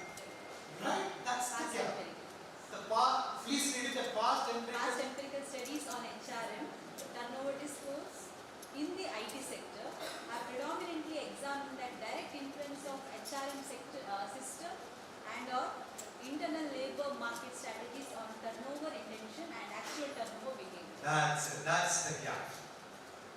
Right? That's the gap. Fine? So, what we are telling, see, developmental HR practices, its impact on turnover, intention and all, fine, there are a lot of studies. Now we are telling, we are trying to bring a new perspective, that is the affective commitment perspective, which is nothing but the attitude. Right? Affective commitment is nothing but an attitude. Yes or no? Don't ask me what is affective commitment. Are you aware what is an affective commitment? There are three types of commitment. Alan Mayer, he is a very famous, social scientist who has done a lot of research in the area of organizational commitment. There are three levels of commitment: normative, continuous, and affective commitment. The affective commitment is the highest level of commitment. Means the employee himself or herself identifies emotionally attached with the organization. Normative, continuous, affective commitment. Very simple. Normative, I out, OUGHT. For the sake of commitment, I am going to say, right, organization is doing something, so I am showing commitment. The lowest level. The next is need. Right? Need. I need. So, I need in the sense, because of some external variables, I am showing my commitment. When I say external factors, I am not that competent. If I lose this job, I will not get any job. So, I show commitment. Right? That's the next level. Continuous commitment. If I lose this job, competence, I will not get job anywhere else. So, I want to show commitment towards my organization. That is the next level of commitment. Continuous. Or, say, my wife is working with a bank. She doesn't need transfer. She wants to be stationed in this particular place. So, I would also like to be here. So, I show commitment. That is again a second level of commitment. The third level, that is affective commitment, is the level where, as an employee, I get attached emotionally with my organization. That's a need, want, or need and want. So I identify myself with the organization. The three levels of commitment. Now, what we are telling, the gap, HR practices, if I studied in bundle, there are different, developmental HR practices, motivational HR practices, right? So like that, there are different practices are there. All along, right, it has been studied as a bundle. Now we are telling that we will take one aspect of that HR bundle and we will try to link it to affective commitment and turnover culture. That is the research gap which I have identified, and in research terms, right, we call it as a novelty. Novelty of idea. What is that new thing your paper brings to the discipline? So as far as this paper is concerned, all along the HR practices and its impact on turnover intention is studied in bundles. And there is no something called as an attitude component which has been brought in between. And we are telling that that is the gap, and our study tries to administer the gap by bringing an attitudinal component between developmental HR practices and turnover intention. What is that attitudinal component? It is nothing but affective. So that is the additional knowledge what as a researcher we are bringing to that particular study. That's called novelty of ideas. So unless and otherwise your paper has novelty of ideas, or it brings something additional, or it contributes something additional to that existing area, the chances of your paper getting accepted is very, very good. So novelty of ideas is very, very important. Now you might ask the question, sir, where to get that novelty of idea? Where to get that novelty of idea? Through thorough literature review, and especially towards the fag end of the journal paper, there is something called as a future directions for research. Please read that. Future directions for research will tell you what is that, what is aspects which is lacking in that particular activity. The problem with many of the research scholars is they don't read. See, unless and otherwise you read, it's very difficult to read. Right? See, I was talking to man, I reviewed a paper yesterday. Whole day I sat from morning 9 till 9 o'clock in the night. Because I can't just like that. So I read that entire paper twice, thrice to understand that. Then I wrote, people like what is a 2-page comment. I'll show you. Right? Big comment, and she will go mad after seeing the comment. Right? But I'm not trying to pressurize her. I just want to ensure that, right, that paper comes out in a very, it is shared in a better way. Not only that, I suggested some of the papers to read also. What are the papers she needs to read in order to develop those, what is the structure? Okay, fine. Result here. What's the target sample? First, what's the target sample? 752 IT professionals, right? And design. We have clearly mentioned cross-sectional, qualitative or quantitative this thing? It's not a mixed study. It's a quantitative study. It's not a mixed study. It's a quantitative study. 752 IT professionals, right? That is our sample. And what is the method used? Cross-sectional design, and it is a quantitative study. We have not used qualitative. I'll share a paper, my own paper, where we use both methodologies, quantitative and qualitative. Right? And what is the contribution? Can you read back in? Contribution. The last Present study critical role of effective commitment and situates it as an important variable that mediates the relationship between developmental HRM practices and right? Very simple. Right? We have just mentioned our contribution in 2-3 sentences. We got an idea. When you write an abstract, all your research variables should be there in abstract. It should mention about the research here. What is the target sample? Method used. And what is the contribution? This is an abstract for a quantitative study. But the way you write abstract for a qualitative study is different. You can't, like what to say, follow change. Give me 2 days. I will teach you how to write abstract, how to write introduction. 2 days. If it is a quantitative study, how to write an introduction. If it is a qualitative study, how to write an introduction. If it is a mixed method, what is a study, how to write an introduction. We need 2 full days where we do some exercises and other things. Okay? So ensure that when you write an abstract text and all these things are there. Fine? Now, what is this? It is nothing but a whatever the relationship between variables, it has been represented in a diagrammatic form, which is nothing but a conceptual model. Okay? So you have developmental HR practices having a direct impact on voluntary turnover intention. Then it is affected by, mediated by attitudinal variable called affective. Right? It's a conceptual model. Now, we're still with the methodology part, right? Now, when I propose a conceptual model, it has to be strongly supported by a theory.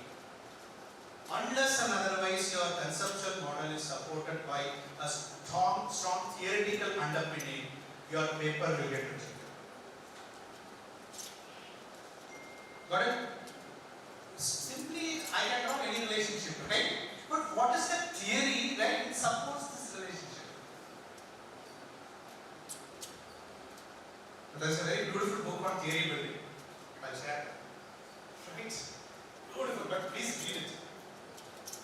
Okay? And there are 2 more books, Socio-Psychological Theories, Volume 1 and Volume 2. That also I'll share it. Right? So at the end of the day, you will get a lot of resources, but utilize that. That's very, very important. Right? So the how to build theories by Harish Chandra Pawar. It's a very beautiful book, right? Please read that. And Socio-Psychological Theories, Volume 1 and Volume 2. That's also a very beautiful book which talks about different socio-psychological theories. Right? Now, so coming back to our discussion, if you see this, I have proposed a conceptual model, but it has theoretical underpinning. What's the theory I have used? Social exchange theory. So what that social exchange theory says, when organization tries to say, support with positive when organization tries to, come out with developmental HR practices which facilitate my career progression, they come up with very beautiful developmental HR practices, right, which facilitates your career growth. Right? Now, how I will reciprocate as an employee? Whether my reciprocation will be positive or negative. My organization is doing a lot of things for my career development through developmental HR practices. Now, my question is, how I will reciprocate? Positively or negatively? Positively. So, when I reciprocate positively, what I am trying to reciprocate is my attitude. So, employee reciprocate organizational support with positive attitudes and behavior. Now tell me, affective commitment is a positive attitude or a negative attitude? Positive attitude. Right? I feel proud to say that I belong to Manipal Academy of Higher Education. Affective commitment. So whatever I have achieved in my life, right, it's all because of my university. I feel proud of that. Name any resources, name any, software. It is there. And you go and ask them, they say, yes, we will. Right? That's the level of, commitment what organization shows towards our career development. And I am not exaggerating. They have spent, we run a program called SMILE, Synergic Manipal Integrated Leadership Exercise, where they identify senior professors and through a consultancy they train on leadership skills. For an employee, I am not exaggerating, it is a 18 months program. Per employee they spend 50 lakhs.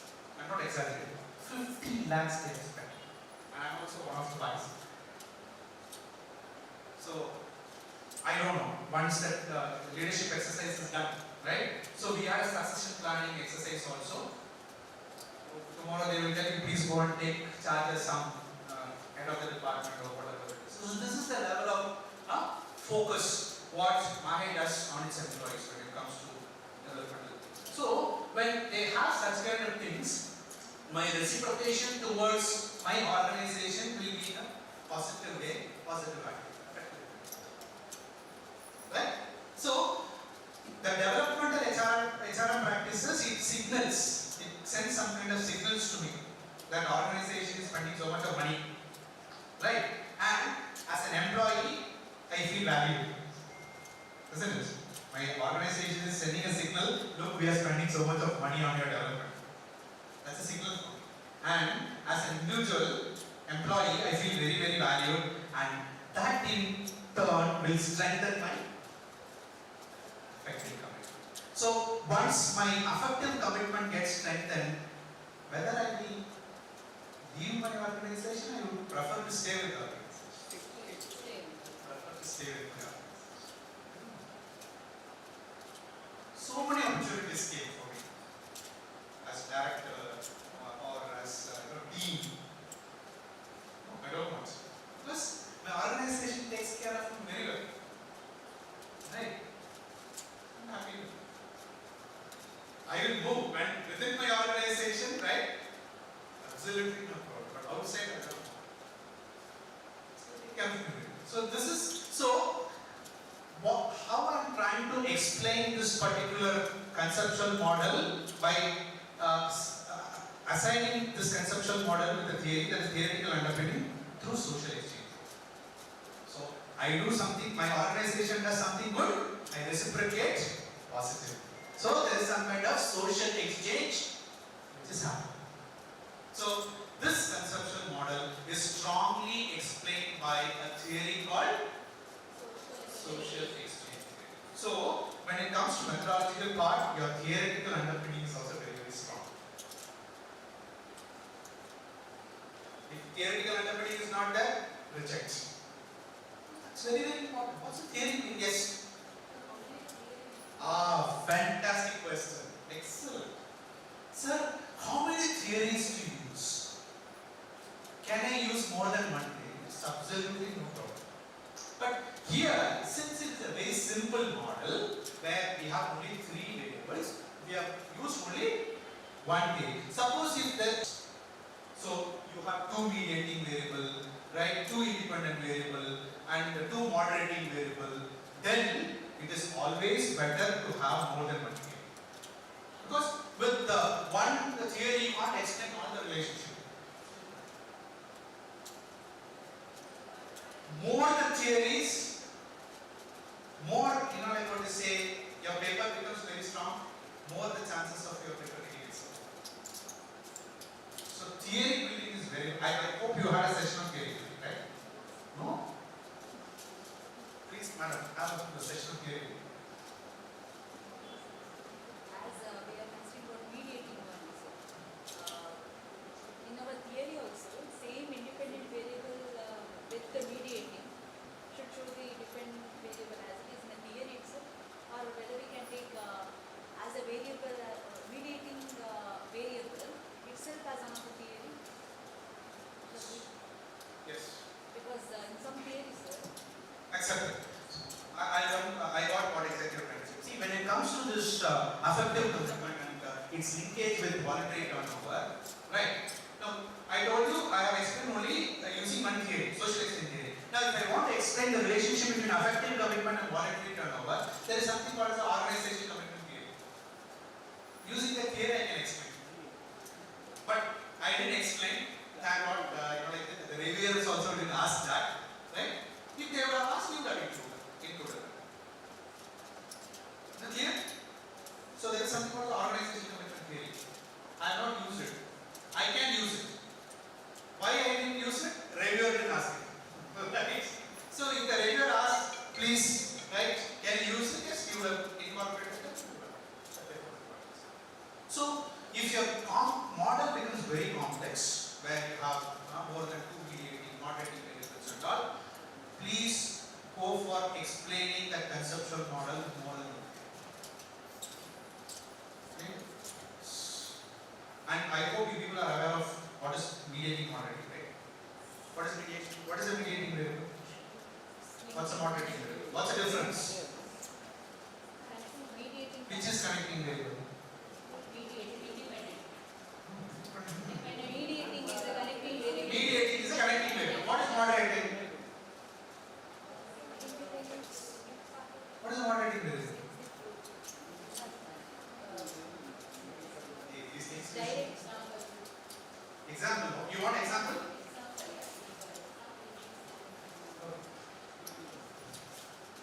Work from home. Listen to me very carefully. Work from home is an independent variable. Okay. Increase, turn left, decrease. Now, there are, what to say, chances where the mediating variable and moderating variable can be interchanged. The mediating variable can become a moderating variable. Please remember. Building literature. Now, tell me whether the paper includes the literature review regarding all relationships. Whether the paper includes literature review regarding all relationship which is mentioned here. Yes, sir. There. Yes, sir. So it talks about the review between linkage between HR practices and voluntary turnover, and HR practices and effective commitment. HR practices, right, through effective commitment and voluntary. So all the linkages, that review is also there. Is it clear?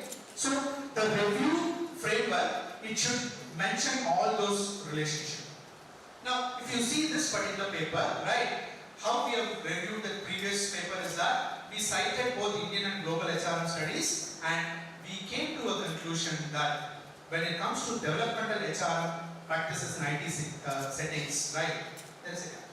All HR practices are bundled together and its impact on turnover retention has been studied.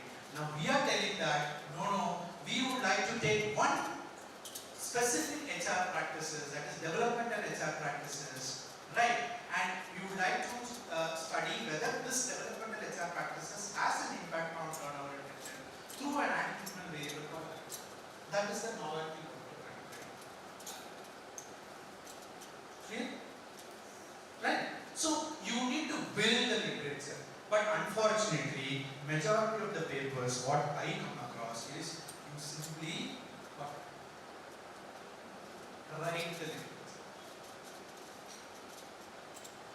Simply write it. So and so said it, so and so said that, so and so said. Who is interested in all these things? Right? Right? So your literature review should be, I'm going to say, a critical literature, not a narrative literature. Unfortunately, all bad papers, if you see, the literature reviews narrative, it is not critical literature. Again, please read Russell. Please read Russell. Beautiful section on literature review. Right? If you give me a chance, I will read 1,000 times. Such a wonderful book it is. How to write a literature review is there. Right? So, we also want to say, as an authors, right, we structure the prior work around 3 constructs. Isn't it? If you see the literature review, all those literature reviews structured around 3 constructs. What are the 3 constructs? Affective commitment, developmental HR practices, turnover retention. Very simple model, easy to. So, we came to a conclusion that when it comes to this, say, study, studies in IT sector, it is very number 1, right? And most of the studies have treated HR as a bundle, right? But we are telling that instead of treating it as a bundle, we are just isolating the developmental HR practices and we are trying to analyze its impact. And also we are telling that only few studies have examined affective commitment as a mediator in the HR and turnover relationship in an Indian practice. This is nothing but your gap which has been established in the literature. So this is how you need to write a literature. When you write a literature, this is what flow we say. When you write that your literature, towards the fag end, what is the gap you are trying to identify from the literature? So what is the gap we say? When we review the breadth of studies when it comes to, I want to say, IT sector, that to empirical studies, it is very, very good. Especially those institutions which face high attrition. Then, most of the studies have treated HR as a bundle. They have not studied those HR practices in isolation. That is, I want to say, second literature gap which we have identified. And affective commitment, which is an attitudinal variable as a mediator, that studies are very, very good. This is the third, what to say, gap which we have identified. So all these gaps have been identified through literature. Is it clear? Right? So, as a reviewer, the third thing what we look for, have you identified your gap in the literature? First one is your abstract, second one is your methodology, third one is how your hypothesis flows, whether all those linkages have been explained through your literature review, and the fifth one is what is that literature gap which you have extracted from your literature review, if it is not the result.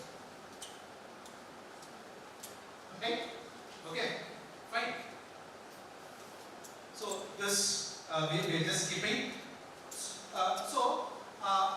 The whole relationship has been explained by using a single theory, not multiple theories. Please remember that.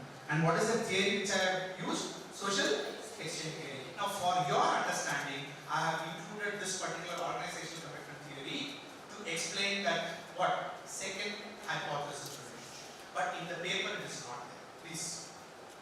Somebody was asking now. Who will ask, right? So, what if, right? I would have thought of bringing in another theory. I would have brought organization. But in the paper, I have not used that. I have used only a single theory. But the chances of your paper getting accepted is very high when you use multiple please. Right? Anyway, this we will. So this is the mediation logic. Developmental HR practices will lead to affective commitment. Affective commitment will lead to lesser turnover intention. And just brush through the methodology snapshot. Population, very simple. IT professional. Sample 752. Method, survey based, Likert scale analysis, SEM and mediation analysis. All these things need to be mentioned. We have not, we have not only used SEM, we have used something called the process macro to do this analysis. I don't know how many of you are aware of this. We have this process macro. If you want to do mediation moderation analysis in SPSS, there is something called the process macro, which you need to install in your SPSS software and it will be easy for you to run. Right? Now what's the difference is that, I'll tell you, very simple and statistician also. So, in SEM, you can run this entire, analysis at one go. All the three, all the relationships can be tested in one go. But in process macro, what we do is that test direct relationship, then this direct relationship, then this relationship, then that mediating relationship. That's why if you see that table,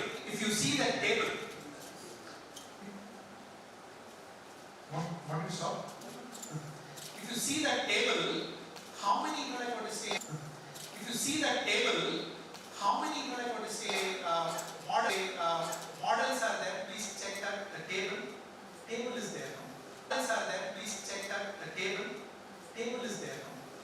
Table is there. How many model 1, model 2 is there? Just see. 4 models are there. You got that? 4 models are there. Why 4 models? 4 models is that we have used SPSS and process macro where we have this relationship, number 2, number 3. That's why 4 models. It is nothing but a hierarchical regression. Multiple hierarchical regression which we have used. But if you use SEM at 1, 2, we can test it. The results will be same. When we wrote this paper, I was not that thorough with SEM. Sorry, I was very good in SPSS. So what I know, I teach my research scholar, right? So I told you we use process map. But now I have learned SEM. So if you ask me with 1 go, I will run better analysis. The result will be same. Okay, so why 4 models? Because of, I'm going to say this multiple hierarchical regression, which has been, I'm going to say enter step 1, step 2, step 3, step. That's why.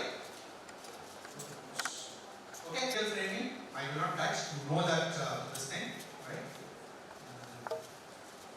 Okay. So coming to the very important this thing, right? Now, what this table talks about? Can anybody tell me? Can you interpret this result? Now, simply we say, significant positive relationship between HR and affective commitment. Affective commitment partially mediates the relationship between developmental HR and non-organization. Or research scholars and say statisticians, somehow it is meant, but what about the layman? How are you going to explain this? Can you see? I have given some values. Can you interpret this? What exactly it tells? Any idea? What it tells? The relationship between HR and affective commitment, that beta value is 0.52. Wait, beta value is nothing but it's a part of your regression output. The link between AC and turnover intention is 0.48. Fine, but what it signifies? What exactly this means to a simple practitioner? Because if you show this result to an HR manager, you'll ask what nonsense is this? What is this? I can't show my smartness to the HR guy, right? He will tell me what exactly, boss, tell me what exactly it tells. Any idea what it tells?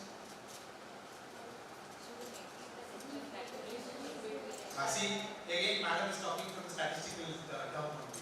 Layman, what? I can't understand statistics, madam, please. I am zero when it comes to statistics. Average relationship between HRM and AC.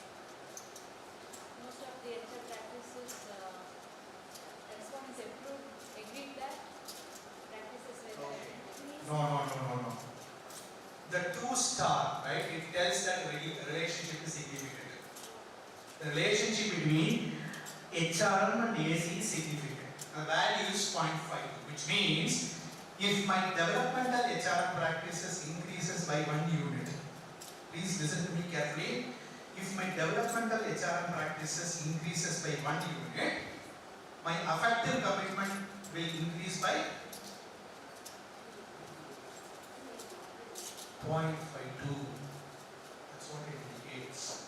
If my developmental HRM practices increases by 1 unit, the effective commitment will increase by 0.52 unit, which means there is a strong positive effect. Right? Now tell me the second thing. We see. If my developmental HRM practices increases by 1 unit, yes, the turnover intention will not increase, it will decrease by. Why? Because the value is negative, minus 0.40. Sorry, 0.48. It is a negative relationship. So, when the developmental HRM practices increases by 1 unit, the intention of the employee to leave reduces by minus 0.488. If you go and tell like this to HR manager, he will be happy. Right? So I will focus more on HR developmental activities. Right? Because 1 unit itself, it is, what is reducing the turnover by 0.48. What if it increases by 5 units? Okay. So this is how you need to what to say, right? When it comes to discussion and contributions. So in discussion and contribution section, you need to mention the theoretical implication. What is the theoretical implication? In the sense, what is the mediation of effective commitment you need to mention, and what are the managerial implications, right? So we are suggesting you invest more in developmental activities, because the statistical analysis says that 1 unit if it increases, your commitment level also increases, and if your commitment level increases, your turnover intention increases. Please spend a lot of money on that. Simply if you go and tell sir, please spend money on developmental activities, your turnover intention will increase. Whether the guy will listen, what nonsense. You talk to me with data. Talk to me with data. Right? So this is what, right? The contribution, right? What as a researcher you are making to the field, right? The HR and literature. You are telling that please spend money on developmental HR activities. That will in turn enhance your effective commitment. Fine. That will reduce your turnover intention. Fine. So I'll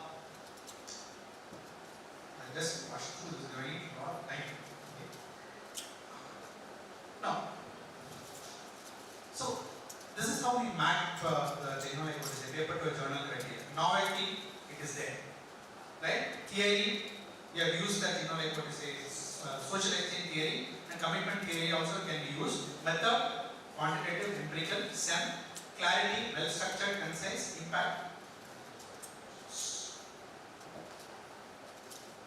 Then we decided this paper will pass that editor comments. It will go to review process.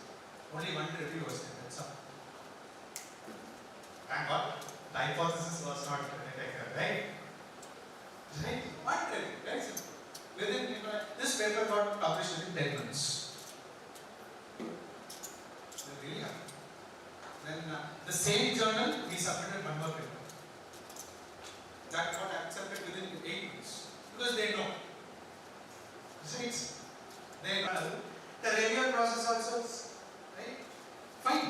So what's a peer review process, right? So as a reviewer, this is what I look for. So whenever you write a paper, please ensure that there is a clarity on your theoretical base. Methodology section is very, very clear, and implications are strongly written. This is what we look for. Research scholars and patterns. I look for that as a review. Other things are fine. Introduction, you can just change, but these things are very, very important. Whether your methodology is strong, whether you have a strong theoretical support underpinning, and what was your discussions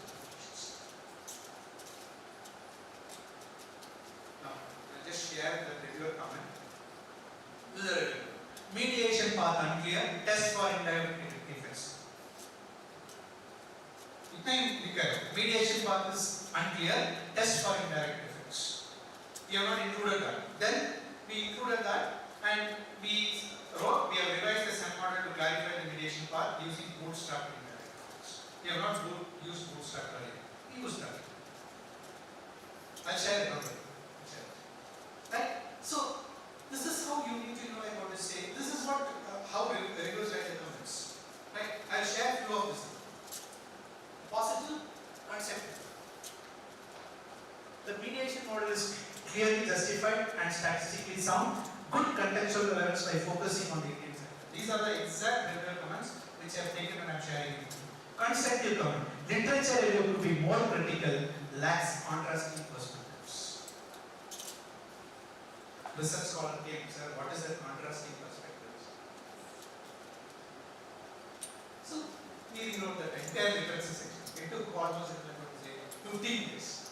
Day 9 we write this master head and we wrote it. 3 brains are not a single brain. So, networking is also very, very important. I don't develop that. So, if you see many papers, right, it's not a single author alone. All those papers have been published using networking. I might be good in something, somebody might be good in some other thing. Use that. Right?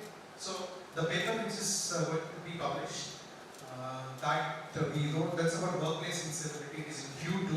I think within 2-3 months it will get published.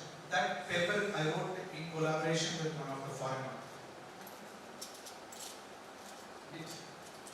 So we went to a conference, we developed a understanding because the area which we work by same.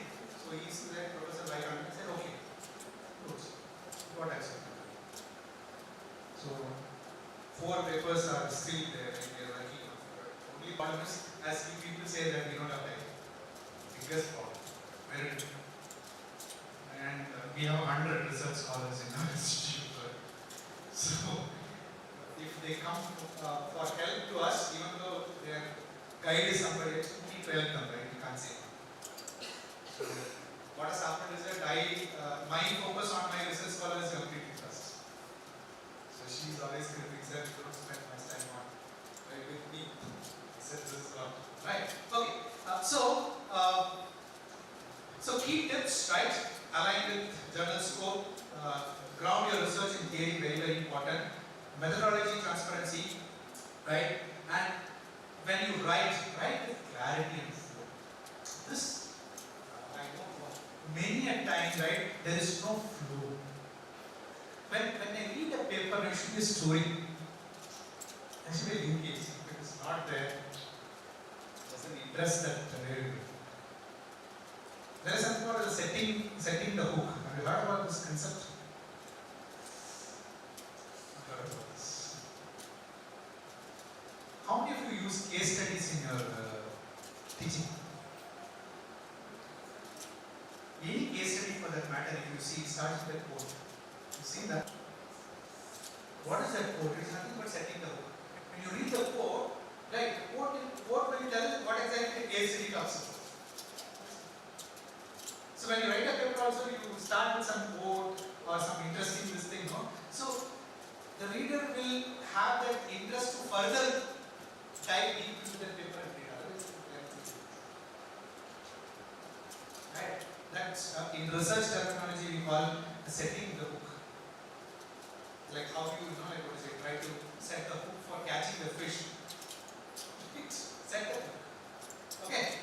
So these are some of the journals as far as my area, human resource. We have published paper in this South Asian Journal of Human Resource Management. That paper got accepted last year, and this we are working. This is in B.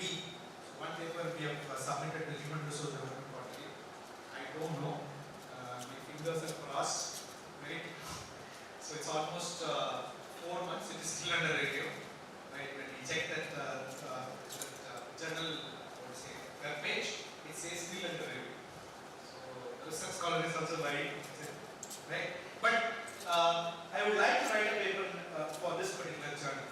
Okay, that is my aim. Maybe down the line 3 years, I want to ensure that a paper be published in the International Journal of Human Resource Management. So we're working on it. Should have some kind of aim, right? Okay. I'll share this. So, there is something called the author key, right? Whether it is Taylor and Francis or say Elsevier or Sage, right? They have something called as the author guidelines. So, I have just shared the Taylor and Francis author guidelines. So, just click that. You will come to know what is the scope of the journal, what type of paper get published, all this, how much time it takes for review, all this. So every journal, right, will have this author guidance link. So this is also one way of identifying whether you are targeting the right journal. So go to the journal, click for other guidelines. It will tell scope, what type of articles get published. By just reading that, you will come to a conclusion whether your paper fits the criteria. Okay? Read this. How to respond to the reviewer. The conceptual framework is well developed but lacks critical evaluation of opposing theories. Please include contrasting perspectives to enrich the review. Thank you for the insightful comment. This is how you need to write what? Response to the reviewer comments. I have seen. We have revised the literature review section. Please refer this page so and so. Now, as a reviewer, when I read such kind of sentences, you feel irritated, right? At least they should acknowledge the effort what they have put in.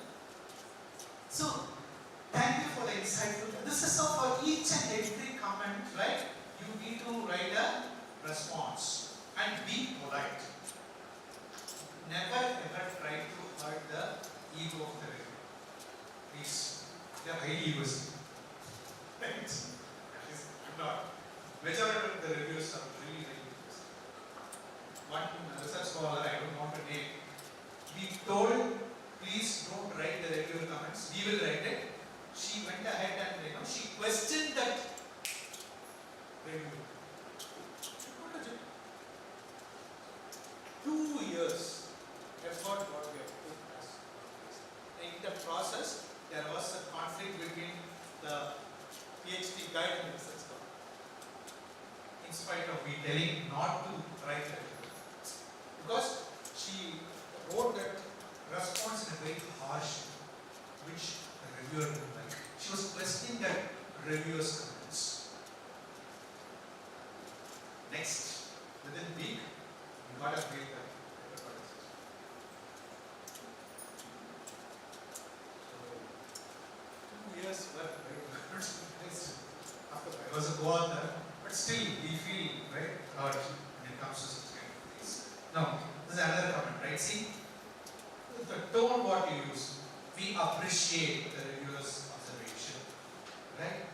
So there was a critical comment on that methodology part, right? So they asked for certain clarification, how the sample was selected, right? So we appreciate the reviewer's observation. We have now expanded the methodology section. Refer to page number 7 for to detail why we have used the purposive sampling method. What is the rationale for using the model? Right? Okay. So these are some of the other useful resources you can think of, right? You can just click that, it will take you to the link, right? So please remember IMDRB format. Structure your paper in that IMDRB format. Ensure that your methodological rigor is strong, theoretical underpinning is strong, your discussion section is very, very strong. These are very, very important. Other things you can easily pull it up. But if these 3 sections are not strong, the chances of your paper getting rejected is very big. Okay? Any questions you have? Don't have it, I know. It's right, almost 1. People are very hungry, right? Now, if you have any questions, you can ask. I'll share these resources also. So, whatever resources I was talking about, I'll share it, right? Whether it is how to build a theory, what that, right? All those resources, and I'll be sharing the papers also. How to write your paper? Yeah, how to write a paper for a quality theory. There are some beautiful articles I'm sharing. Just so don't get worried, it's not a 20-page article, it is just a 2-page article which got published in one of the International Journal of Marketing. It tells what you need to, whatever I discuss, it is there in written form. So use it, and of course I have shared my number, right? Any help at any point of time, please give me a call before you walk in, because we are also very busy. You can come, right? Or you can send a mail also. Maybe it might take a couple of days to get to respond. Absolutely, I don't believe it. If you have any questions, Is there any website to refer for us? yes. Social science, like for search for the paper, any website to refer? See, all databases only you have to access, right? Okay. I don't know whether it is technical to mention that. There is something called as Sci-Hub. But it's not. So you just copy the DOI, paste it, right? You will get, yes, but you may not get the latest pages. That you may not get. Because we have access only for scholarly or any other. See, you can put a request to our head of the department or director in charge, right? Where you want to use a library for a couple of days. Then we don't put any restrictions on those things. You see, knowledge is meant for what? Sharing, right? So the paper which we wrote in Journal of Knowledge Management is about knowledge hiding and knowledge sharing. Anytime you can just put a mail to our director in charge. No, but it is better you go, let it go to the head of the department. So we don't have any restrictions. You can come anytime, preferably Saturdays because it will be free. No problem.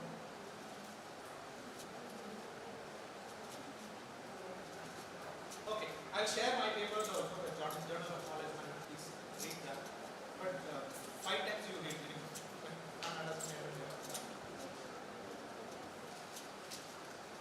Okay, so if you don't have any questions, stop here. My humble request for all of you is that please read. Without reading, you cannot write. How many of you spend at least 1 hour reading? Please raise your hand.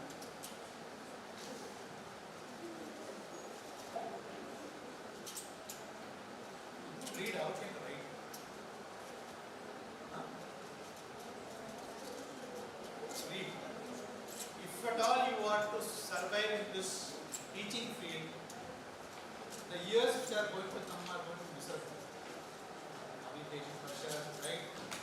Publish or perish. That is the mantra today. At all you want to publish in good journals, you have to spend at least 1 to 2 hours reading. Then you know, like what you say, you can think of it.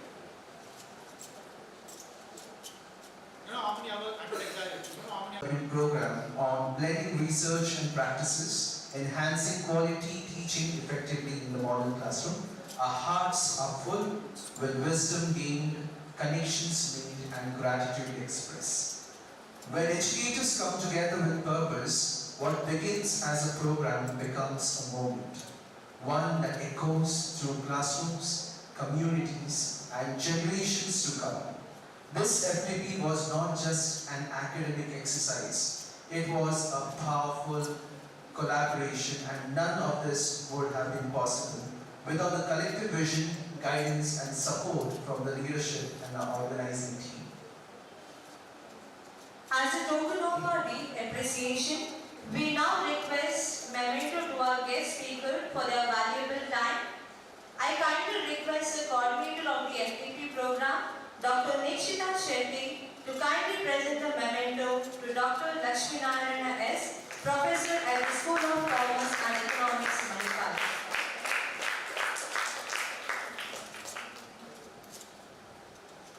Thank you, ma'am. Success is where preparation meets purpose. Now it's time to thank our first and foremost our deepest gratitude to the Chief Patron and Patron of Srinivas University for constantly nurturing innovation and faculty excellence.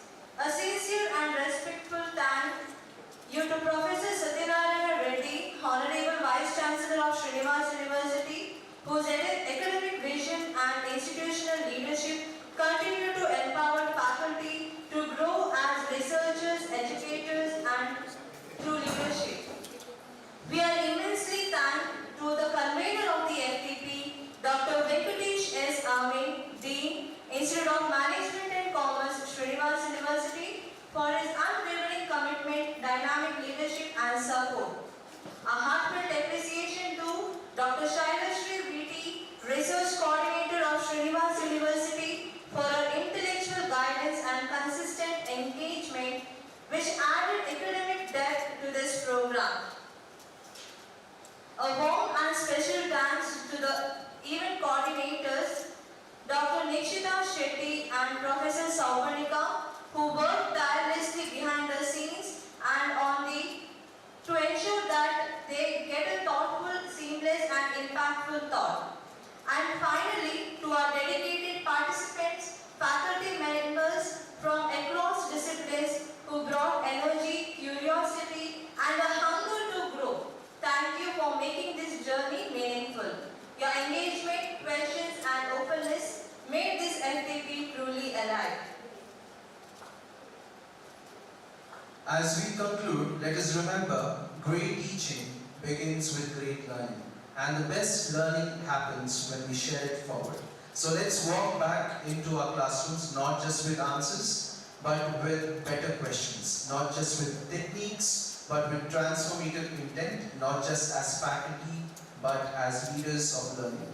With this, we formally conclude the faculty development program. Thank you one and all. Wishing you continued success, impactful teaching and endless learning.